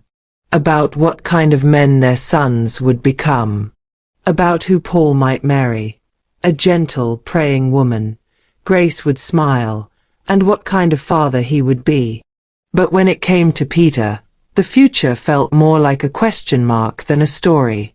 "I'm scared," Samuel admitted one night. "Scared he'll make a mistake he can't recover from. That he'll burn a bridge that can't be rebuilt." Grace squeezed his hand. "But what if he finds God in the fire? What if the ashes are where he discovers who he really is?" They considered sending Peter to live with a relative, someone he respected, away from bad influences. They discussed therapy, disciplinary boarding schools, even enrolling him in a mentorship program at church. "We can't force transformation," Grace reminded him. "We can only position him for it." Samuel nodded. "And keep praying that God will do what we cannot." They also talked about Paul's burden. How he was silently carrying the weight of the family's grief. How his leadership was blossoming, but his heart was heavy. "He needs to know we see him," Samuel said. "Not just as the obedient son, but as the one quietly bleeding for his brother." "I'll tell him," Grace replied. "He needs our gratitude too, not just our expectations." As dawn crept in and their prayers rose with it, they committed again to standing in the gap for both boys. To hope without giving up. To parent not with perfection, but with perseverance. "Whatever happens," Grace said, eyes wet with tears, "we will love them both. Through the storm, into the light." Samuel placed his arm around her shoulders. "Amen." And so, another day began, with faith a little bruised, but still burning. The introduction of mentors or negative influences for each brother. The people we walk with often determine the direction we take. For Peter and Paul, this truth became clearer as their paths continued to diverge. One ascending through godly counsel and spiritual discipline, the other descending through reckless companionship and misguided counsel. Paul's life was steadily shaped by godly mentors, men and women who saw his potential and poured into him without reservation. Brother Mark remained a central figure, challenging Paul to grow in boldness and wisdom. "Leadership isn't always about position," he told Paul during one of their mentoring sessions. "It's about posture. You serve your way into influence." He gave Paul books to read, on character, apologetic, and biblical leadership. They would meet every other Saturday at the church cafe to talk about life, doctrine, and the pressures of being different. Sister Naomi also continued her quiet but powerful influence. She guided Paul in prayer, taught him to listen to the Holy Spirit, and shared her own journey of faith with transparency and humor. "Don't try to impress people," she often told him. "Let your peace speak louder than your performance." Paul absorbed these lessons like dry ground soaking in rain. He journaled their wisdom, prayed over their counsel, and let it shape not just his public walk, but his private character. Peter, on the other hand, was being formed in the shadows. His influences didn't wear suits or carry Bibles. They wore chains, wielded street smarts, and spoke in code. Malik had become more than a bad influence. He had become a voice in Peter's head. "You've got fire," Malik told him, "but don't waste it trying to please people who don't see you. Use it to get what's yours." Malik introduced Peter to others, older teens who had been suspended from school multiple times, who made money through shady means, who laughed at prayer and glorified self-preservation. Peter was drawn in by their confidence, their boldness, their lack of fear. He started echoing their slang, imitating their walk, and internalizing their code. "If someone disrespects you," one of them said, "you don't turn the other cheek, you show them who's boss." Grace noticed the shift. His speech had changed. His values seemed distorted. His spiritual appetite was gone. "He's being discipled," she whispered to Samuel one night. "Just not by the church." The contrast couldn't have been more painful. Paul's mentors pointed him to eternity, challenging him to live with purpose, purity, and vision. Peter's influencers pulled him into the present, consumed by status, shortcuts, and survival. Paul began mentoring a few younger boys in church, not out of pride, but because he had learned from his own mentors the value of investing in others. Peter, meanwhile, was being groomed to take bigger risks. One evening, Malik asked him to help deliver a package. No questions. No names. Just a time and place. Peter's hands trembled, but he agreed.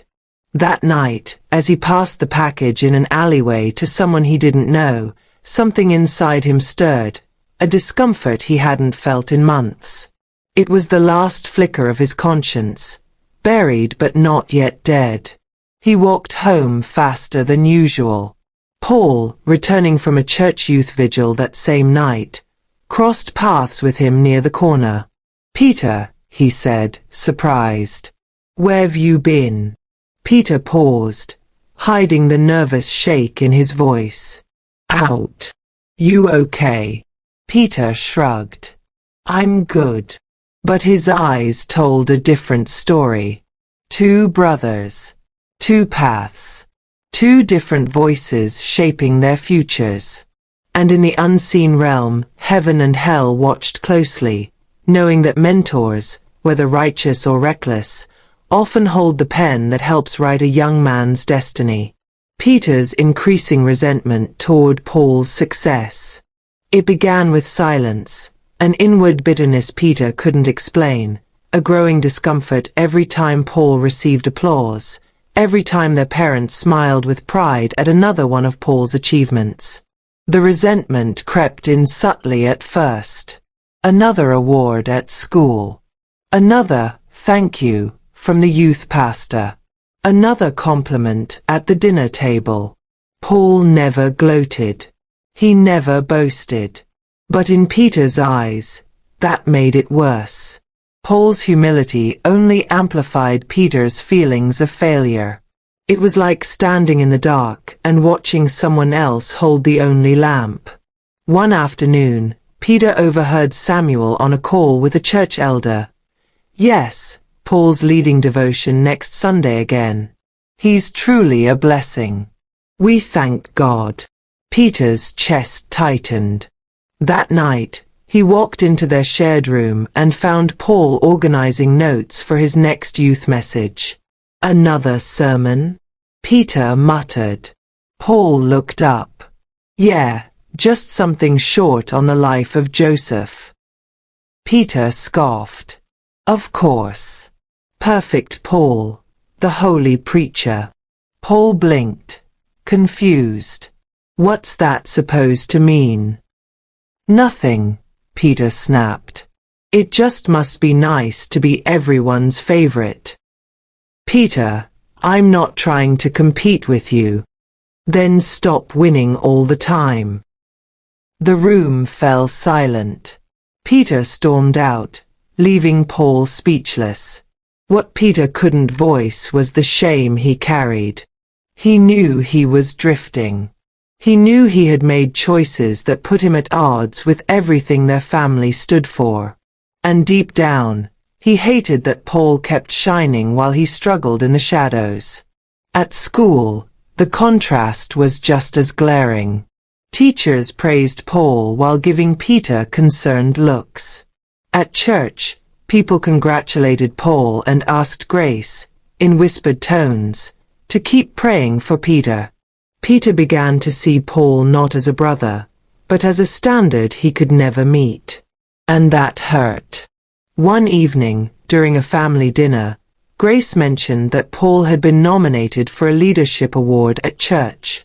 "That's great," she said. "We should all be there to support him." Peter dropped his fork with a clatter. "Why don't you just take a picture of him and put it on the wall? That way you can all sit around and clap every night." "Peter," Samuel said sharply. "No, it's fine," Paul said quietly. "I didn't ask for this." "Exactly," Peter muttered. "You don't have to. Everything just falls into your lap." That night, Paul found Peter in the garage, sitting alone. "Look," Paul began, "I don't want your life to feel like it doesn't matter." Peter didn't look up. "It already does." Paul sat beside him. "I'm not your enemy, Peter. Then stop making me feel like one." "I'm not trying to make you feel anything. I want you to know you're still loved, even when you don't see it." Peter remained silent. The wedge between them wasn't just about actions, it was about identity. Peter felt invisible in the shadow of Paul's light. And in his heart, envy brewed not because Paul was perfect, but because Paul hadn't fallen. Resentment turned to distance. Distance into indifference. And yet, beneath the bitterness, Peter longed for something he couldn't admit, the peace Paul seemed to carry. Family conflicts come to a head. The Okafor household had always been held together by prayer, tradition, and deep love. But now, those threads were fraying fast. Arguments that once flared occasionally had become daily routines. Cold silences lingered longer than laughter. And beneath the surface of every mealtime, every shared room, every casual glance, was a growing storm. It was a Sunday evening when the tension finally erupted. Samuel had called for a family meeting, a tradition meant for bonding, reflection, and resolution. But this one felt more like a battlefield than a circle of healing. Grace, holding her Bible in one hand, opened the meeting with a gentle prayer. Her voice trembled with hope, but the heaviness in the room was unmistakable. "Let's talk openly tonight," Samuel began, glancing at each of his sons. "No shouting. No walking out. Just the truth." Peter rolled his eyes but stayed seated. Paul sat stiffly, sensing what was coming. "Peter," Samuel continued, "this isn't the life we hoped for you. You're not the boy you used to be." "I'm not a boy anymore," Peter shot back. "That's the problem. You still want me to act like I'm 5. Samuel's tone sharpened. What I want is for you to respect this home. Your mother. Your brother. Yourself. Peter laughed bitterly. Respect. You mean obey without question. Fall in line like Paul the Perfect. Paul flinched but said nothing. That's enough, Grace said softly. This isn't about Paul. It's about all of us. Peter stood abruptly. No, it's always about Paul. You just don't say it. He's the dream, and I'm the disappointment. Peter, sit down, Samuel ordered. Or what? Peter challenged. You'll kick me out? You already did in your heart. The room went still. Tears welled in Grace's eyes. You're our son. Nothing will ever change that. Then stop treating me like a failure. Peter yelled, his voice cracking. Paul rose, finally speaking. No one thinks you're a failure, Peter. We just don't know how to reach you anymore. I don't need to be reached, Peter snapped. I need to breathe. Samuel's voice broke. You don't see what this is doing to your mother, to this family. You walk around with anger like it's your shield, but it's killing all of us. Peter's fists clenched. You want me to change? Maybe look in the mirror first. He stormed out, slamming the front door behind him. The echo rang through the house like a final verdict. Grace collapsed into the couch, sobbing. Paul stood frozen. Samuel sank into his chair, his strength spent. The conflict had reached its boiling point. And in the silence that followed, the family realized something. This was no longer about winning an argument. It was about saving a son, and holding a family together before it shattered completely. Paul's internal struggle with balancing love and resentment toward Peter. Paul had always loved his brother. As twins, they had shared a womb, a crib, a childhood full of firsts. But now that bond felt stretched thin, like a thread pulled too tightly, threatening to snap. Paul didn't speak of it often. On the outside, he remained composed, serving at church, supporting his parents, maintaining his grades. But on the inside, a battle raged. The more Peter rebelled, the harder it became to hold on to the love that had once come so easily. There were days when Paul felt angry, deeply, bitterly angry. Why did Peter get to make all the wrong choices and still demand sympathy? Why did his parents lose sleep over Peter while expecting Paul to keep it together? Why did he feel invisible while his brother's every misstep drew the family's attention? In those moments, Paul would retreat to his room, drop to his knees, and cry out to God. Help me not to hate him, he whispered one night. I don't want to, Lord. But it's hard. He remembered the way Peter used to make him laugh. The inside jokes. The late-night talks. The dreams they used to share. That Peter seemed like a ghost now, replaced by someone cold, distant, and hostile. It wasn't just the pain of Peter's words or the chaos he brought to the family. It was the grief of watching someone he loved self-destruct, knowing there was nothing he could do to stop it. At church, Paul preached about grace. He quoted scriptures about forgiveness. But at home, he often sat in silence, battling thoughts he didn't know how to confess. One evening he journaled, I love him, but I don't like who he's becoming. And I feel guilty for even thinking that. Grace noticed the heaviness in his eyes. You're tired, she said gently.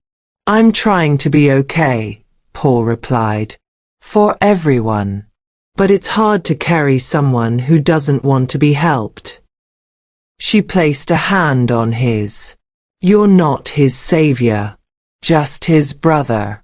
Love him, but don't lose yourself trying to rescue him. Paul nodded slowly. But if I stop fighting for him, who will? He found temporary comfort in Scripture. Be not overcome of evil, but overcome evil with good. Romans 12 verse 21. But the tug of war inside him didn't stop. One part of him longed to grab Peter by the collar and shake sense into him. The other part just wanted to pull him into an embrace and cry. That's what made it so hard. He couldn't walk away. But staying hurt too. So he did the only thing he could. He loved Peter in silence. In prayers. In small acts of kindness Peter never acknowledged. In holding his tongue when the anger boiled. In choosing compassion over revenge. It wasn't easy, but it was love. And for Paul, that was enough to keep trying. Samuel's harsh words and regrets. Samuel had never been a man of many words. But when he spoke, his voice carried weight. He had built a life on responsibility, resilience, and reverence for God. In his eyes, love meant provision, protection, and discipline. And when those lines were crossed, as Peter crossed them again and again, Samuel responded the only way he knew how, with words that were sharp, stern, and meant to correct.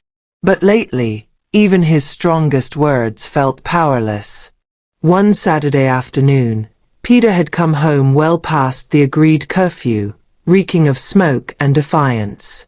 Grace had tried to reason with him, but Peter brushed her off and headed toward his room. Samuel stopped him at the hallway. "Where have you been?" "Out," Peter muttered. "With who? Doing what? Why do you care?" Peter snapped. And that was it. Years of fear, frustration, and disappointment boiled over. "You walk around here like you know everything," Samuel roared. "But all I see is a foolish boy sprinting toward destruction." Peter turned slowly, his eyes hard. "Then maybe you should stop looking. You think this is strength?" Samuel continued. "You're not strong, you're lost.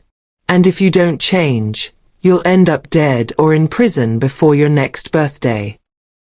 The words sliced the air like knives. Peter didn't respond. He stared at Samuel, eyes burning, before walking out and slamming the door behind him. The silence afterward was deafening. Grace stood in the kitchen doorway, her face pale. "Samuel," she whispered. But Samuel didn't answer. He sank into the couch, his face in his hands. He hadn't meant to say it like that. He hadn't meant for his fear to sound like condemnation. But the words were out now, and they echoed louder in his own heart than they ever would in Peter's ears. Later that night, Samuel sat alone in the living room. The house was quiet. Grace had gone to bed. Paul was upstairs. Peter hadn't returned. Samuel stared at the framed family photo on the mantel, back when the boys were 8, smiling in matching church outfits, arms wrapped around each other. "What happened?"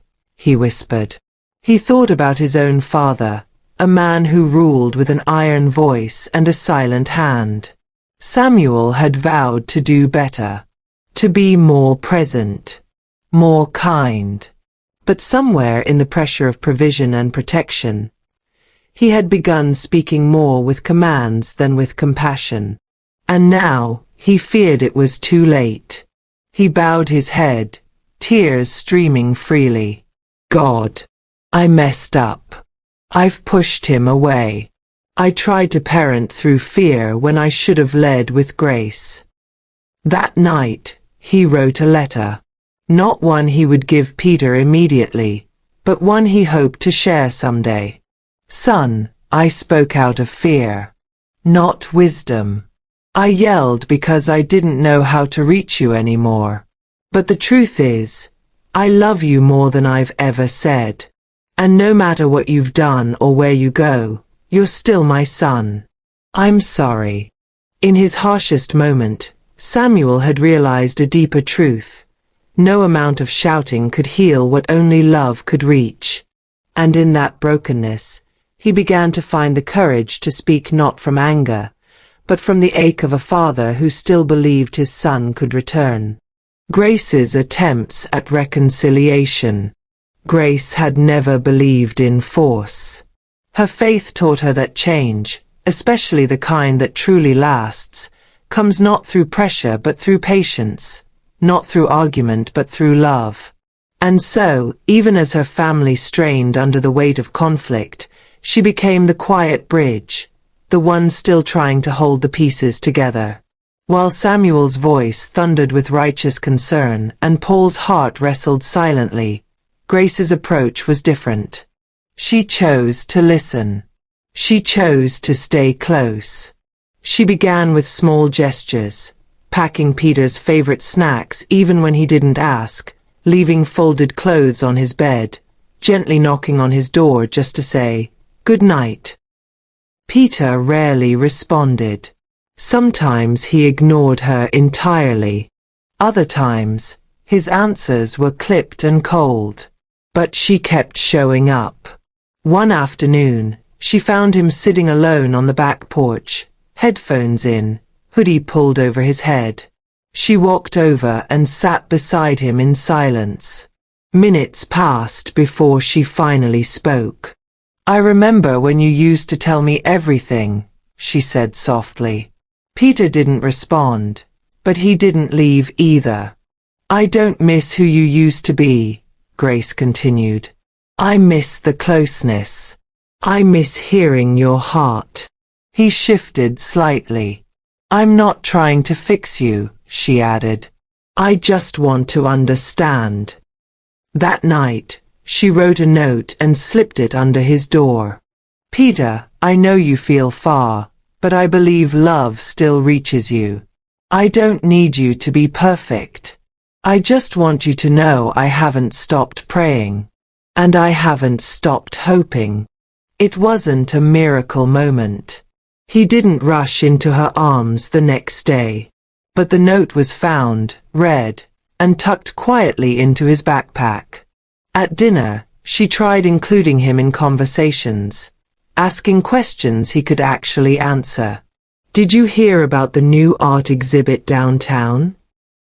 He shrugged. "Sort of. It looked interesting. I thought of you when I saw the flyer." Grace didn't expect applause for her effort. She just wanted to keep the lines open. Even if Peter only gave her inches, she took them with gratitude. With Paul, she reminded him not to harden his heart. "He's your brother," she said one morning while preparing breakfast.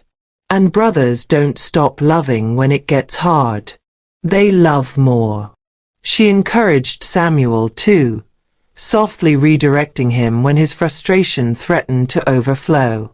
"He hears you, even when he doesn't respond. Just make sure what he hears is love." Grace prayed over Peter's room each morning. She anointed his pillow with oil. She declared scripture aloud when no one was watching. "The seed of the righteous shall be delivered." Proverbs 11 verse 21. She believed Peter was more than the choices he was making. She believed her son still carried destiny, no matter how deep he had buried it. And so, she reconciled with the idea that reconciliation wouldn't be instant. It would take time, tenderness, trust. But she also believed in miracles. And she believed that sometimes the greatest miracle was a heart that dared to keep loving, even when it had every reason to walk away. Peter's destructive behaviors intensify. What had once been subtle acts of rebellion, late nights, skipped classes, missed devotions, soon gave way to something darker, more alarming. Peter's behavior no longer just strained the home. It started to shake its foundation. He began disappearing for days at a time, returning only to shower, grab clean clothes, and vanish again without explanation. His eyes looked heavier, more guarded. His words sharper, and his silences longer. The boy who once sang in the children's choir had become a stranger under their roof. It started with another incident at school. Peter was caught in a violent confrontation with another student. Rumors spread that it wasn't just a fight, it was retaliation. There had been whispers of stolen items, and the administration was forced to suspend him pending further investigation. Samuel and Grace were called in for a meeting. "Your son is extremely intelligent," the vice principal said. "But he's heading towards something dangerous if this continues. We've tried warnings, detentions, counseling referrals. Nothing seems to stick." Samuel sat in silence, rage and shame boiling beneath his calm exterior. Grace could only nod, clutching her purse like a lifeline. When they returned home, Peter showed no remorse. "They started it," he muttered. "I finished it." "That's not strength," Samuel barked. "That's recklessness." Peter shrugged. "Then maybe I'm reckless." The house became tense with constant confrontation. Peter began coming home smelling of alcohol. There were strange phone calls late into the night, coded words and muffled laughter. One evening, Paul found a small bag of pills hidden under Peter's mattress. He didn't confront him directly. He gave it to Samuel. Samuel didn't speak for hours. When Peter returned home that night, his father stood at the door, silent and pale. "You bring drugs into this house?" he asked quietly. Peter met his gaze without flinching. "It's not like I'm selling them." "You think that makes it better?" "Maybe I don't care anymore," Peter said, walking past. Samuel didn't sleep that night. Grace cried in the kitchen until dawn. Paul sat outside Peter's door, whispering prayers through clenched teeth. And then came the arrest. It was a Friday evening when the doorbell rang. 2 police officers stood on the porch. Peter had been picked up with a group of older boys involved in a vandalism spree at a local shopping center. Graffiti, broken windows, theft. Samuel's hands trembled as he signed the release papers. Peter didn't speak during the car ride home. That night, the family sat in stunned silence. "How did we get here?" Grace whispered. "I don't know," Samuel replied. "But we're losing him." Peter, sitting in the darkness of his room, stared at the ceiling. He didn't know how to stop anymore. He didn't know how to turn around. Every bad decision pulled him deeper into a world that made fewer demands but exacted greater costs. And though he didn't admit it, he missed the days when life was simpler, when he felt whole, when he still believed he was more than the pain he now caused. But the spiral had begun, and he wasn't sure how to escape it. Paul's journey toward becoming a youth leader. While Peter spiraled deeper into rebellion, Paul's quiet ascent in character and influence continued within the church. The turbulence at home didn't hinder his commitment. It refined it. The more brokenness he saw around him, the more determined he became to be a vessel of healing and hope. Brother Mark took notice early on. "You have the spirit of a shepherd, Paul," he said after one youth Bible study. "Not just someone who teaches, but someone who leads with love." Paul didn't know what to say. He didn't feel worthy of the title, leader. He still battled doubts, still wrestled with silent pain over Peter. But something inside him stirred. Maybe God was raising him not because he was perfect, but because he was willing. Brother Mark began mentoring him more intentionally, walking Paul through the scriptures, teaching him about servant leadership, spiritual authority, and the importance of integrity. You don't lead from a stage, he told him. You lead from your knees. Paul took those words to heart. He began to lead small prayer sessions before youth meetings. He was entrusted with organizing Bible study groups and planning worship nights. His consistency, his humility, and his quiet depth made him a role model for younger teens. One evening, during a regional youth conference, the host pastor invited Paul to speak for 10 minutes. His topic: faithfulness in the fire. He stood nervously at the podium, gripping his notes. But as he looked around at the young faces, something unlocked inside him. I used to think being a leader meant being perfect, he said. But I've learned that God uses us in our weakness. He calls us even when our lives are messy, even when we're hurting.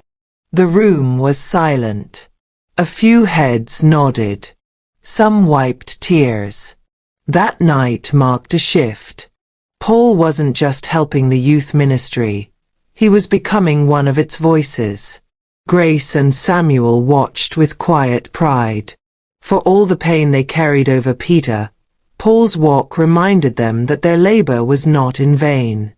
He's an old soul, Grace whispered once to Samuel after one of Paul's teachings. No, Samuel replied with a rare smile. He's an anointed one. But even as Paul stepped into leadership, he remained grounded. He often stayed late after youth meetings to clean up. He called struggling teens during the week to pray with them. He fasted for wisdom and clarity. And still, every night, he prayed for Peter. God, if you're raising me up, don't leave him behind. Becoming a youth leader wasn't a title for Paul. It was a calling. A calling that grew not from the absence of struggle, but from his resolve to walk in the light, even while his brother stumbled through the dark. A significant event that widens the rift between the brothers. It was supposed to be a day of celebration. The church had organized its annual youth conference, and Paul had been selected to deliver the keynote message, an honor typically reserved for older leaders. It was a culmination of years of quiet service, spiritual discipline, and unwavering commitment. For Paul, it felt like the beginning of something greater. But for Peter, it felt like the final insult. The night before the event, Grace had gently encouraged Peter to attend. It would mean a lot to Paul, she said. Just come and sit. You don't even have to stay long. Peter shrugged. Church people don't want me there. They just want their golden boy. Peter, Grace said softly, your presence is your support. Not for the crowd, for your brother. He didn't answer. The next morning, the sanctuary buzzed with energy. Teens and youth leaders from across the city filled the pews. Paul stood backstage, his heart pounding, his message clutched tightly in trembling hands. When he peeked through the curtain, he searched for one face, his brother's. It wasn't there. Still, he took the stage. He spoke with power and clarity, drawing from the story of Moses, how God used even a man with a past to deliver a people into freedom. The crowd responded with standing ovations and tearful prayers. Paul stepped down to thunderous applause. That evening, as the family returned home, Paul found Peter in the garage, seated with his hood over his head, earphones blaring. You didn't come, Paul said quietly. Peter looked up. Didn't need to. It wasn't about the church. It was about us. Peter scoffed. You're doing fine without me. That's not true. Peter stood up, eyes flashing. You think I want to sit there and watch everyone worship you? Watch them act like you're some saint while they side eye me like I'm the family disgrace. No one thinks that. Yes, they do, Peter shouted. And maybe they're right. The words stung. Paul stepped back. I didn't ask for any of this, he said. All I ever wanted was for us to walk this path together. Peter shook his head. You never needed me, Paul. You left me behind a long time ago. No, Paul replied, voice trembling. You're the one who left. There was no yelling after that. Just a cold silence. And in that silence, something shifted. A wall that had once been fragile became firm, fortified by years of pain and pride. From that day forward, Peter stopped acknowledging Paul's efforts. He refused to attend family dinners if Paul was leading prayer. He skipped church altogether. He cut off even the small moments of brotherhood that had once remained. The rift was no longer subtle. It was wide, obvious, painful. And for the first time, Paul didn't chase him. He still prayed, still loved. But he no longer forced the bond. Because sometimes healing takes space. And sometimes the crack must fully open before grace can begin to fill it. Samuel's health beginning to fail under stress.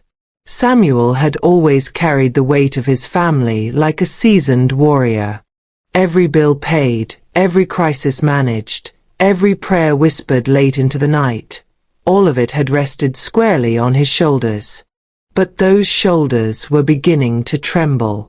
At first, it was just fatigue. Longer naps after work, heavier sighs, the occasional wince as he climbed the stairs. Grace noticed the change before he did. You're not as strong as you used to be, she said softly one evening. I'm just tired, Samuel replied, brushing her concern aside. It's nothing. But it was something. The constant tension in the house, the repeated confrontations with Peter, the disappointment, the helplessness. Each day it chipped away at his peace, until even his body began to signal surrender. One morning, Samuel collapsed in the kitchen. Grace screamed his name, rushing to his side. Paul called the ambulance, his hands shaking as he tried to stay calm. Peter stood frozen in the doorway, guilt flashing across his face. At the hospital, doctors ran tests and delivered the sobering news. Samuel had dangerously high blood pressure and was at risk of heart failure if he didn't slow down. He needs rest. He needs emotional relief, the doctor said. Stress like this will only make things worse. Grace stayed by Samuel's bedside, her fingers intertwined with his. I'm sorry, he whispered, tears pooling in his eyes. I've tried to hold this family together with my strength. But I've run out. You don't need to be strong all the time, Grace replied gently. You just need to be here. The sight of Samuel, frail and worn, shook the family. Paul took on even more responsibilities at home. He became the man of the house in a deeper way, not with authority, but with care. Peter visited once. Just once. He stood awkwardly at the edge of the hospital room, staring at the wires and monitors. For a brief moment, he saw his father not as the towering figure of discipline, but as a man who had given everything, and was breaking because of it.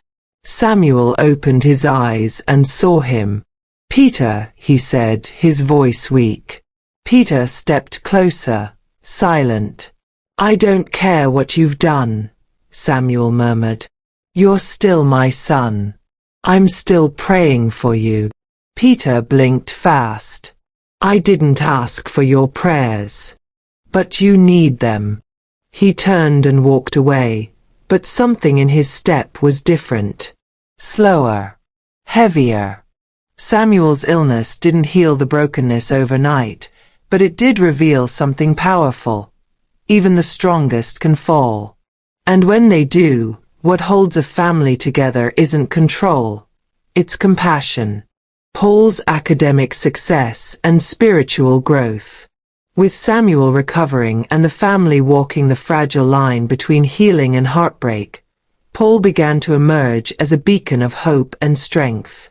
His diligence, once viewed as admirable, now became essential. While the foundation of the family was under stress, Paul's consistency was the glue holding it all together. In school, Paul's academic performance reached new heights. He received an invitation to apply for a prestigious leadership scholarship reserved for students with outstanding academic records and community involvement. His teachers praised his essays, his research projects, and his ability to lead classroom discussions with humility and intelligence. Paul is not just book smart, one teacher noted. He's thoughtful, compassionate, the kind of young man every parent prays to raise. But Paul didn't let the accolades change him. His identity was not rooted in grades or applause. It was grounded in something deeper, his relationship with God. His morning devotions became sacred. Before the sun rose, Paul could be found in the corner of the living room, Bible open, journal in hand, whispering prayers over his family. Lord, give me wisdom beyond my age, he often prayed, and give me grace to keep loving when it's hardest. At church, he became a recognized youth leader, officially commissioned by the pastor after consistent service and a growing reputation for integrity. He led Bible studies, mentored younger teens, and even helped plan the upcoming youth retreat. But Paul's spiritual growth wasn't just seen in public. It was lived in private. He prayed over his father's hospital bed. He encouraged grace in moments of fatigue. He left anonymous Bible verses taped to Peter's door. The light shineth in darkness, and the darkness comprehended it not. John 1 verse 5. Paul didn't know if Peter read them, but he left them anyway. His spiritual maturity was forged not just in church pews, but in the tension of unanswered prayers, in the weight of unspoken grief. While others saw a strong young man, Paul knew he was only standing because of grace. He began considering ministry more seriously, not necessarily as a profession, but as a lifestyle. Wherever I end up, he told Brother Mark, I want to serve people. I want my life to point to something greater than me. Brother Mark smiled. Then you're already in ministry. At school, he was chosen to deliver the valedictory address for his graduating class. At church, he was asked to represent the youth during the Easter celebration. Everywhere he turned, God was opening doors. But through it all, Paul's heart remained burdened for one thing, Peter. Because no matter how high he soared, he never stopped looking over his shoulder for the brother who once walked beside him. Peter's increasing detachment from family and faith. Peter's descent wasn't marked by loud rebellion anymore. It had evolved into something quieter, colder. Detachment became his language. He wasn't just pulling away from church or school. He was drifting entirely. From family, from faith, from anything that had once anchored him. Grace noticed it in the little things first. He stopped showing up for dinner. The sound of his footsteps around the house became scarce. The light in his room stayed on until dawn and was off during daylight. Conversations were reduced to nods or shrugs. Even eye contact became rare. The Bible that once sat on his shelf was gone. His room no longer held even a trace of the boy who used to memorize verses with Paul or sing quietly during family devotions. The crucifix that used to hang on his wall now lay buried in the bottom of a drawer. Grace knocked one evening, holding a plate of food. "Peter, I'm not hungry," came the muffled reply. She lingered at the door. "Can I pray with you?" "No." He didn't say it with anger, just emptiness. The church had become a place he avoided completely. Youth leaders called and texted, but he never responded. On Sundays, while the rest of the family dressed for service, Peter would slip out through the back door and vanish for hours. Samuel, still recovering, said little about it. But the pain in his eyes was unmistakable. "I failed him," he whispered to Grace. "I drove him too hard. Now he's running from everything we gave him." Grace gently disagreed. "He's not running from us. He's running from what he believes no longer has answers." Paul, too, felt the distance. He tried reaching out in subtle ways, leaving notes, starting light conversations, but Peter made it clear the bridge was burned. "You don't get it," Peter said one night when Paul knocked on his door. "Then help me understand." "There's nothing to understand. I don't fit here. I don't fit there. I just want to disappear." Those words haunted Paul. Peter spent more time with people whose lives reflected chaos. Friends who laughed at God, mocked discipline, and found power in isolation. He wasn't necessarily happy in their company, but he felt less judged, less seen. He started talking about moving out, dropping out, cutting off everything familiar. The idea of freedom, raw, unfiltered, and unbound, had taken root. "Church is fake," he said one evening to a friend. "God's not real. And if he is, he stopped listening a long time ago." But in his most silent, sleepless moments, when even his music couldn't drown out the ache, Peter still remembered the sound of his mother's voice praying, the warmth of his brother's laughter, the way Samuel once called him champ. He remembered, but refused to return. His heart had grown numb. His spirit, once curious and tender, was now calloused by disappointment, anger, and shame. Peter was not just lost. He was hiding, and no one knew exactly how to bring him back. Grace's heartbreak and persistence in prayer. Grace had learned over the years that heartbreak wasn't always loud. Sometimes it was a slow ache, a quiet grief that settled into your bones and refused to leave. Watching Peter drift further away from the boy she once rocked to sleep, the son she taught to fold his hands in prayer, tore at her soul in ways words could never express. Every door slam, every missed dinner, every unanswered call from the church reminded her that she was fighting a war she could not see, against an enemy she could not touch. But what she could do, what she knew how to do, was pray. And she did.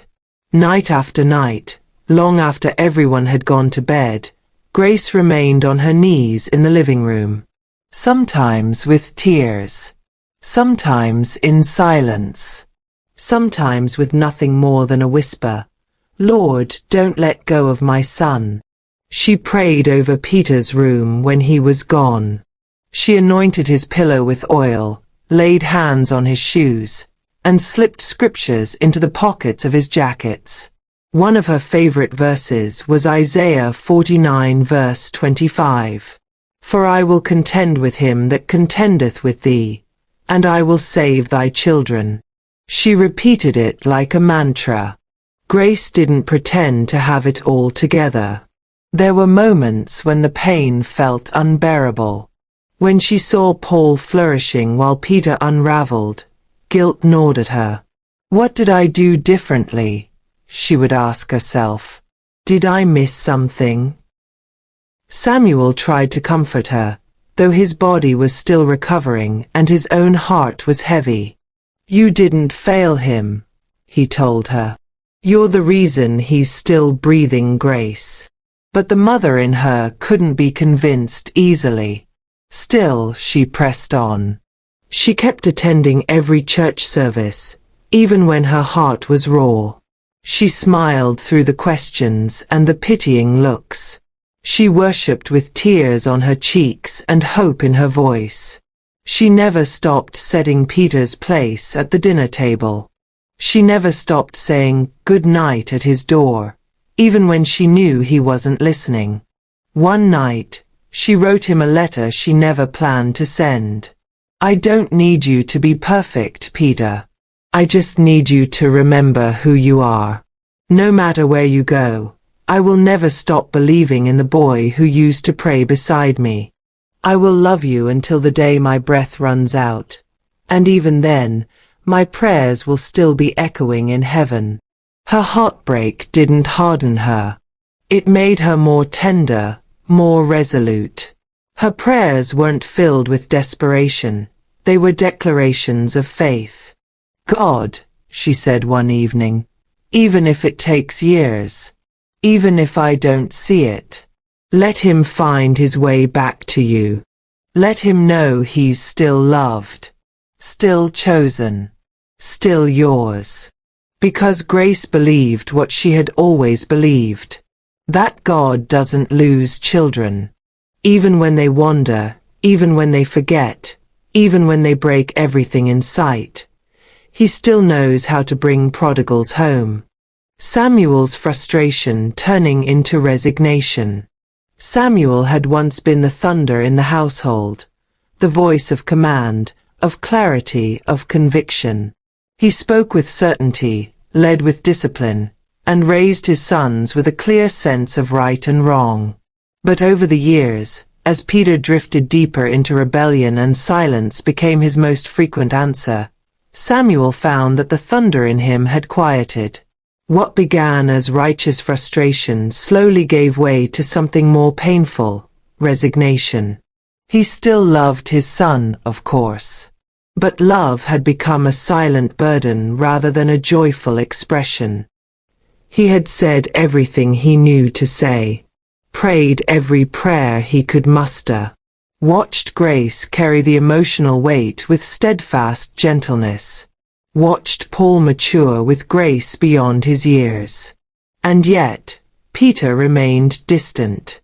One morning, as he watched Paul leave for school and Peter disappear without a word, Samuel exhaled a long, heavy breath. "I don't know what else to do," he told Grace. "I feel like I'm trying to hold on to someone who doesn't want to be held." Grace, ever hopeful, reached for his hand. "You don't have to hold him. Just don't stop believing in him." But belief was beginning to feel like naivety. In his quiet moments, Samuel questioned everything. Had he been too harsh? Too firm? Had he mistaken fear for discipline? He remembered his own father, unforgiving and stoic, and feared he had replicated the same patterns in the name of responsibility. He began to speak less. He stopped checking Peter's room late at night. He no longer confronted him at the door. The fire in his tone faded to embers. One evening, after a particularly tense silence at dinner, Paul approached him. "Dad, don't give up on him," he said. "He's still watching, even when he acts like he doesn't care." Samuel nodded slowly, eyes distant. "I'm not giving up. I'm just tired of hoping." "Then let me hope for both of us," Paul replied. Samuel looked at his son and felt both pride and sorrow. He had wanted to be the one to pass on wisdom, to guide Peter and Paul both into manhood. But now, it seemed Paul had taken the torch while Peter wandered in the dark. "I've become a father to one," Samuel murmured to himself, "and a stranger to the other." Even in church, Samuel became quieter. He no longer offered advice at men's fellowship meetings. He sat in the back row, his prayers fewer but deeper. "Lord," he said one Sunday, "if I was wrong in how I led him, forgive me. But please, don't let this story end in pain." Samuel's resignation wasn't hopelessness. It was weariness. A soul tired from years of striving to fix what only God could mend. But even in resignation, a flicker remained. A small, tired, faithful flame. Because sometimes, the strongest kind of faith is the one that stays even when it no longer knows what to say. Paul's first encounter with love and romantic relationships. Love was not something Paul was looking for, not consciously at least. His focus had always been his faith, his academics, and the fragile unity of his home. With so much weight already on his shoulders, romance felt like a distant luxury, reserved for people whose lives were simpler. And yet, there she was. Her name was Naomi, a fellow youth leader from a neighboring church, introduced during a collaborative Bible study weekend. She wasn't loud or flashy. She had a calm presence, a kind voice, and eyes that seemed to really see people. For Paul, their first conversation was like breathing fresh air. They discussed scripture, community outreach, and the challenges of growing up in faith while surrounded by chaos. Naomi understood things Paul never had to explain. She, too, had a sibling who had wandered. She, too, knew what it was to pray in silence, to carry others' burdens while managing her own. They started slow, texts after church events, short calls to check in. Their friendship bloomed with ease, grounded in mutual respect and spiritual sincerity. But friendship began to give way to something more. One Sunday afternoon, after a youth rally, they took a walk in the park. The conversation drifted from ministry and music to dreams and fears. Paul found himself opening up about Peter, about the weight he carried, about the doubt that sometimes crept into his faith. Naomi listened without judgment. "You're strong," she said, "but even strong people need someone to lean on." He didn't know what to say, but her words stayed with him. It wasn't long before Paul approached Brother Mark. "I think I'm developing feelings," he said, "and I don't want to be distracted." Brother Mark smiled. "Son, love isn't a distraction when it's healthy. It can be a gift, if it's rooted in purpose and peace." With prayer and counsel, Paul and Naomi began courting, a word they both cherished for its intentionality.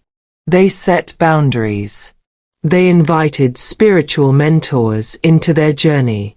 They kept Christ at the center. Paul found new joy in his days. Naomi's presence brought laughter, encouragement, and a sense of shared calling. For the first time in a long while, he didn't feel alone in his walk. Grace and Samuel noticed the change. More smiles, more balance, more light in his eyes. "She's good for him," Grace said quietly one evening. "God sent her," Samuel replied. Still, Paul was careful not to idolize the relationship. He continued leading, serving, and praying. But now there was someone cheering him on, someone praying alongside him, not just for Peter, but for their own shared future. And though he didn't talk about it much, in the quiet corners of his heart, Paul began to hope. Hope not just for Peter, but for himself. Peter's own relationship entanglements and poor decisions. While Paul's journey into love was marked by intention, prayer, and clarity, Peter's foray into relationships was clouded by confusion, brokenness, and unmet needs. What Paul approached as a sacred bond, Peter treated as a temporary escape, a distraction from the ache of a life that felt directionless. Her name was Lacey. They met through mutual friends at a late-night house party. She was bold, impulsive, and lived by the motto, no rules, no regrets. For Peter, that attitude was magnetic. It mirrored the emotional chaos he was trying to normalize within himself. Lacey didn't ask about his past. She didn't care where he went or what he believed. She made him feel wanted, even if only for shallow reasons. And at that time, feeling wanted, even superficially, was enough. The relationship moved quickly. Late-night texts turned into weekend sleepovers. They drank, experimented, and laughed loudly in public while fighting viciously in private. It wasn't love, it was survival dressed as intimacy. Peter ignored the warning signs. The jealous outbursts. The manipulation. The lies. Part of him even welcomed the drama. It made him feel something, anything, in a life that had grown numb. Grace suspected something was wrong. Peter came home later than ever. Some mornings he didn't come home at all. His temper was shorter. His moods darker. "Who are you becoming, Peter?" she asked gently one day. He did not answer. Samuel tried to confront him but was met with a wall of silence. Then came the pregnancy scare. Peter sat on the edge of his bed, phone in hand, as Lacey cried on the other end. "I might be pregnant," she whispered. Panic gripped him like never before. Not because of the potential child, but because he knew he was in no place to lead a life, let alone raise one. The test turned out negative, but the moment shook him. Still, it wasn't enough to make him change. Instead of pulling away, he clung to Lacey even tighter. She became his crutch, and he became hers. They spiraled together, attending fewer classes, skipping work, ignoring calls from anyone who cared. When she eventually broke things off, citing too much baggage, Peter didn't argue. He just walked away. That night, he returned home and sat in the hallway, back against the wall, head in his hands.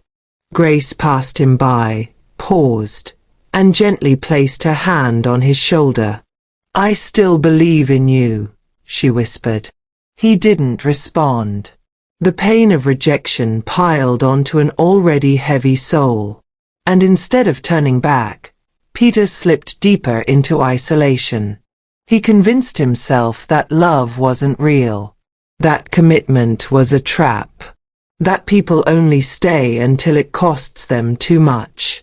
Unlike Paul, Peter had never known what it meant to build something sacred with another.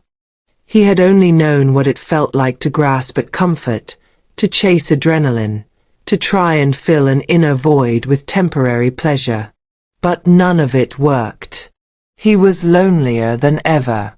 Attempts at reconciliation that only deepen the divide. Hope is a fragile thing. And in the Okafor home, hope had taken many forms. Silent prayers, handwritten notes, lingering hugs, and conversations that began with trembling words. Everyone, in their own way, had tried to reach Peter. But the attempts at reconciliation, though born from love, often landed like arrows instead of olive branches. The first came from Paul. He had just returned from a youth leadership retreat, his heart full of renewed vision and a sermon about forgiveness still echoing in his ears. He walked into Peter's room one evening, uninvited but determined. "Can we talk?" Peter barely looked up. "About what?" "I don't want us to keep living like enemies." "We're not enemies," Peter said coldly. "We're just different. You go to church. I go to parties. Let it be." "I want to understand," Paul said. "I miss us. then you're the only one who does. Paul left that night feeling more distant from his brother than ever before. The second attempt came from Grace. She planned a quiet dinner. Just the four of them. No lectures, no questions. Just food and presents. She cooked Peter's favorite dish, set the table with care, and asked everyone to come with open hearts. Peter arrived an hour late. The food was cold. The silence was heavy. When Grace gently offered him a plate, he sighed and pushed it aside. "This doesn't fix anything, Mom." "We're not trying to fix everything tonight," she said. "We just want you here." Peter stood up. "You want me quiet and obedient. I'm not that guy anymore." He left before dessert. Samuel tried as well. After weeks of praying and reflecting, he knocked on Peter's door late one night. "I owe you an apology," he began. Peter raised an eyebrow. "For what?" "For trying to shape you through fear. For leading more with rules than with grace." Peter didn't speak for a long time.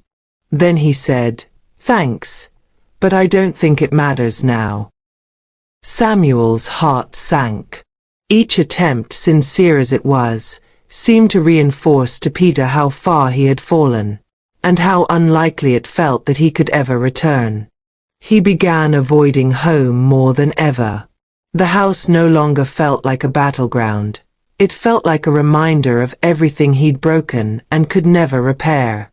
In their efforts to bring him back, the family unknowingly highlighted how lost he was. And Peter, rather than receive their love, internalized it as pity. "I don't need fixing," he muttered to himself one night. "I just need space." And so, reconciliation, so deeply desired, became another wedge. Not because it was wrong, but because timing, trust, and tenderness must dance together for healing to begin. Peter's decision to leave home or take a destructive path. Peter had always flirted with the edge, testing boundaries, pushing limits, living recklessly just close enough to danger without falling completely. But now, that edge felt more like a doorway, and for the first time, he was seriously considering stepping through it. His relationships had crumbled. Trust in his family had been severed. His reputation in school was ruined. And worse, he had lost his grip on who he was. The house had grown unbearably quiet around him. Grace no longer knocked as often. Samuel no longer corrected him. Paul no longer tried to start conversations. It was as though the world around him had finally stopped trying, and that, somehow, hurt more than the yelling ever did. One evening, he stood at the front door with a backpack in his hand. Inside were a few clothes, his phone, some money he'd scraped together, and a half-empty bottle of pills he didn't remember buying. He didn't say goodbye. He just walked out. The air outside felt different, heavy, uncertain, but it carried the illusion of freedom. Peter ended up crashing on couches, staying with friends who didn't ask too many questions. He started partying harder, drinking more, experimenting with substances that numbed both his guilt and his pain. There were nights he didn't remember, mornings he didn't want to. At first, it felt like freedom. No curfews, no sermons, no disapproving glances. But quickly, it turned into something else. Loneliness, emptiness, chaos. One night, after a party spiraled into violence and someone pulled a knife, Peter ran until his legs gave out. He collapsed on a park bench, sweat-drenched and shaking, the weight of his choices finally crashing in. He pulled out his phone and stared at the screen. No messages. No missed calls. No one was looking for him anymore. And that was the moment. The moment he realized he had made a choice. Not just to leave home, but to walk a path that could very well lead to his destruction. He didn't cry. He didn't pray. He just sat in the dark, alone.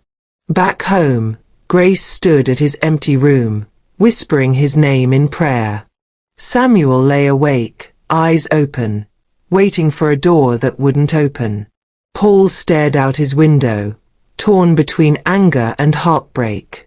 Peter had made his choice, and the road ahead would demand everything.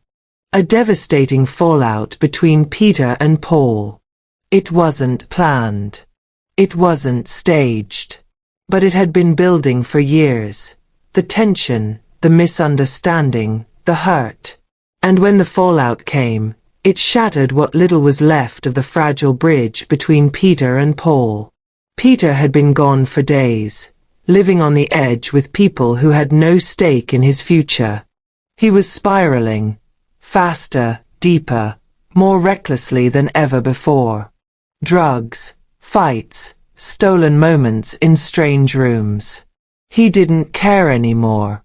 Or so he told himself.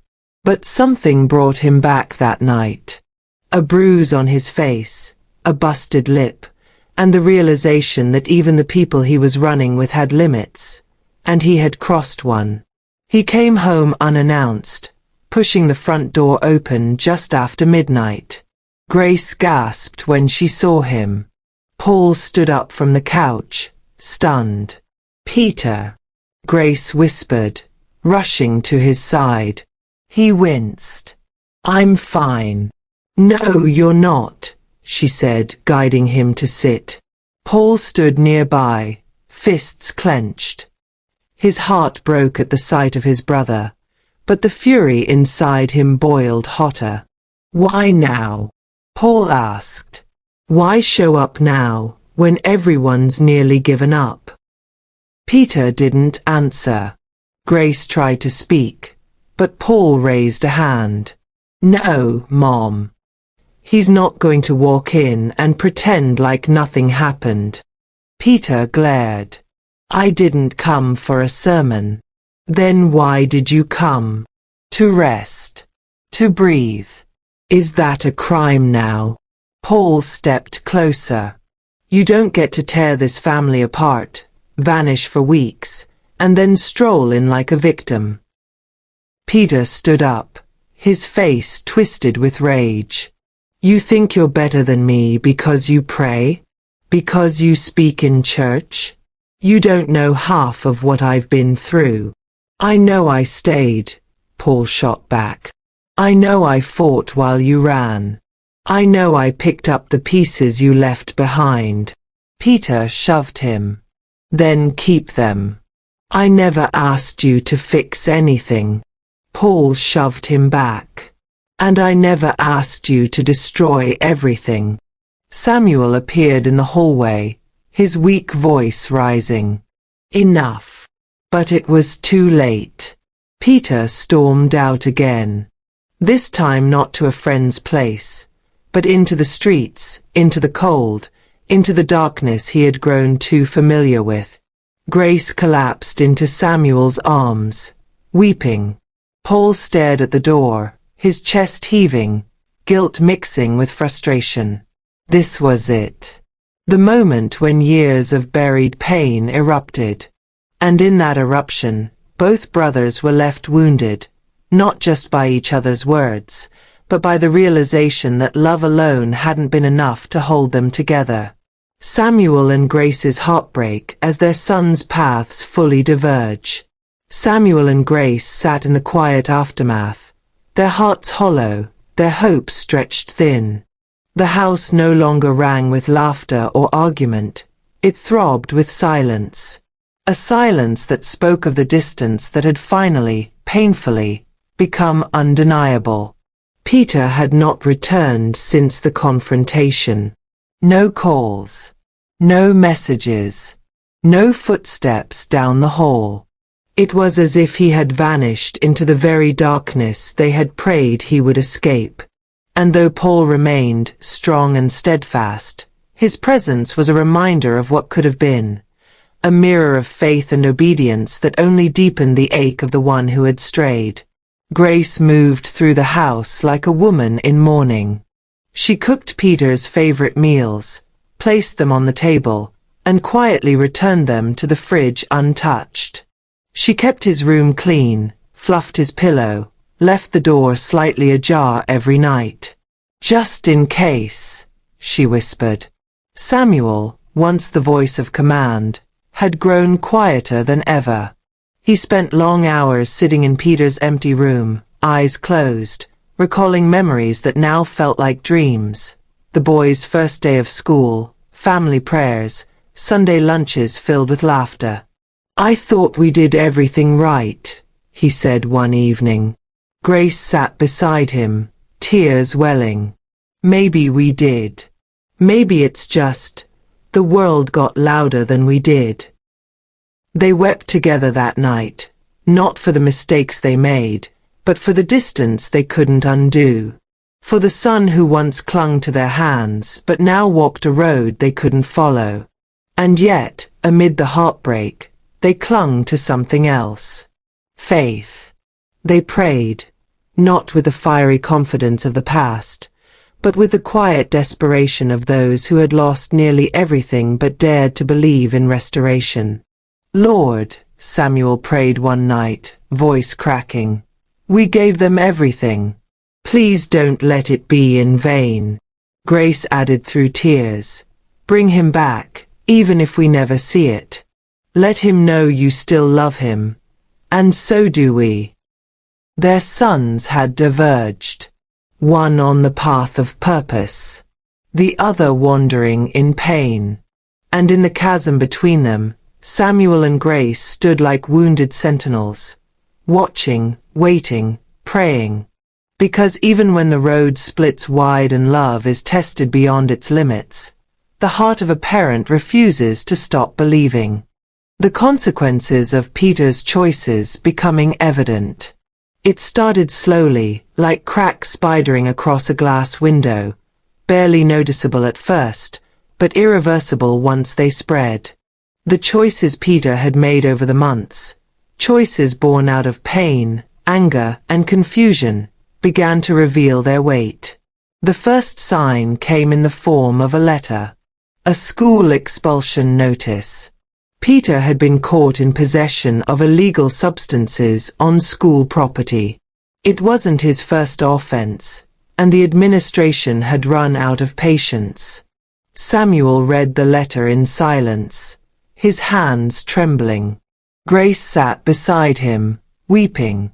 Paul clenched his jaw, staring at the paper. "I warned him," he muttered. "I told him this would happen." The second came through a phone call. Peter had been involved in a police investigation linked to a theft. Though not charged, his name had surfaced as someone of interest. He stopped coming home entirely. Word spread fast in the community. Church members offered condolences masked as conversations. Teachers who once saw promise in him spoke with disappointment. The name Peter Okafor, once whispered with admiration, now drew raised eyebrows and silent sighs. Even his so-called friends began to pull away. The same crowd that had cheered him on at parties now distanced themselves, unwilling to share in the consequences. Peter began couch surfing, picking up odd jobs under the table, and avoiding any setting that reminded him of who he once was. But the consequences were no longer external.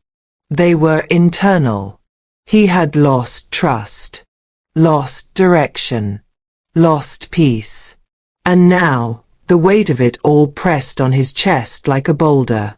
There were nights he stared at the ceiling in unfamiliar rooms, wondering how he'd gone from singing worship songs at home to stealing to survive. His reflection became a stranger. His silence grew heavier. The boy who once dreamed of becoming a lawyer or teacher now drifted through life without anchor or aim. And yet, Deep inside the wreckage, a flicker remained, a distant echo of the prayers his mother once whispered, the words his father once spoke, the warmth of his brother's hand. But for now, Peter bore the full weight of his decisions. And the cost was higher than he ever imagined. Paul struggled to forgive and remain steadfast. Paul had always believed forgiveness was a pillar of faith. He had preached it, taught it to others, and quoted scriptures that urged believers to let go of bitterness. But when it came to Peter, his own brother, his own blood, those teachings became much harder to live out. Peter had hurt him. Repeatedly. Not just with words or rebellion, but with absence. Missing birthdays, ignoring calls, showing up only to ignite chaos and leaving again just as quickly. Paul had watched their parents weep, had cleaned up the emotional debris left behind after every one of Peter's departures, and had tried, time and again, to be the brother who still believed. But belief was tiring. And now, with Peter's consequences rippling through their family, expulsion, legal threats, whispered rumors, Paul found himself battling something deeper, resentment. He didn't want to hate his brother. But there were moments when he wondered what his life would be like if Peter had never come back that night. If he had stayed gone. Lord, he prayed late one evening, how do I forgive someone who keeps reopening the same wound? He thought of the parable of the prodigal son. He wanted to be like the father in that story. He really did. But some days, he felt more like the older brother. Watching, hurting, feeling forgotten.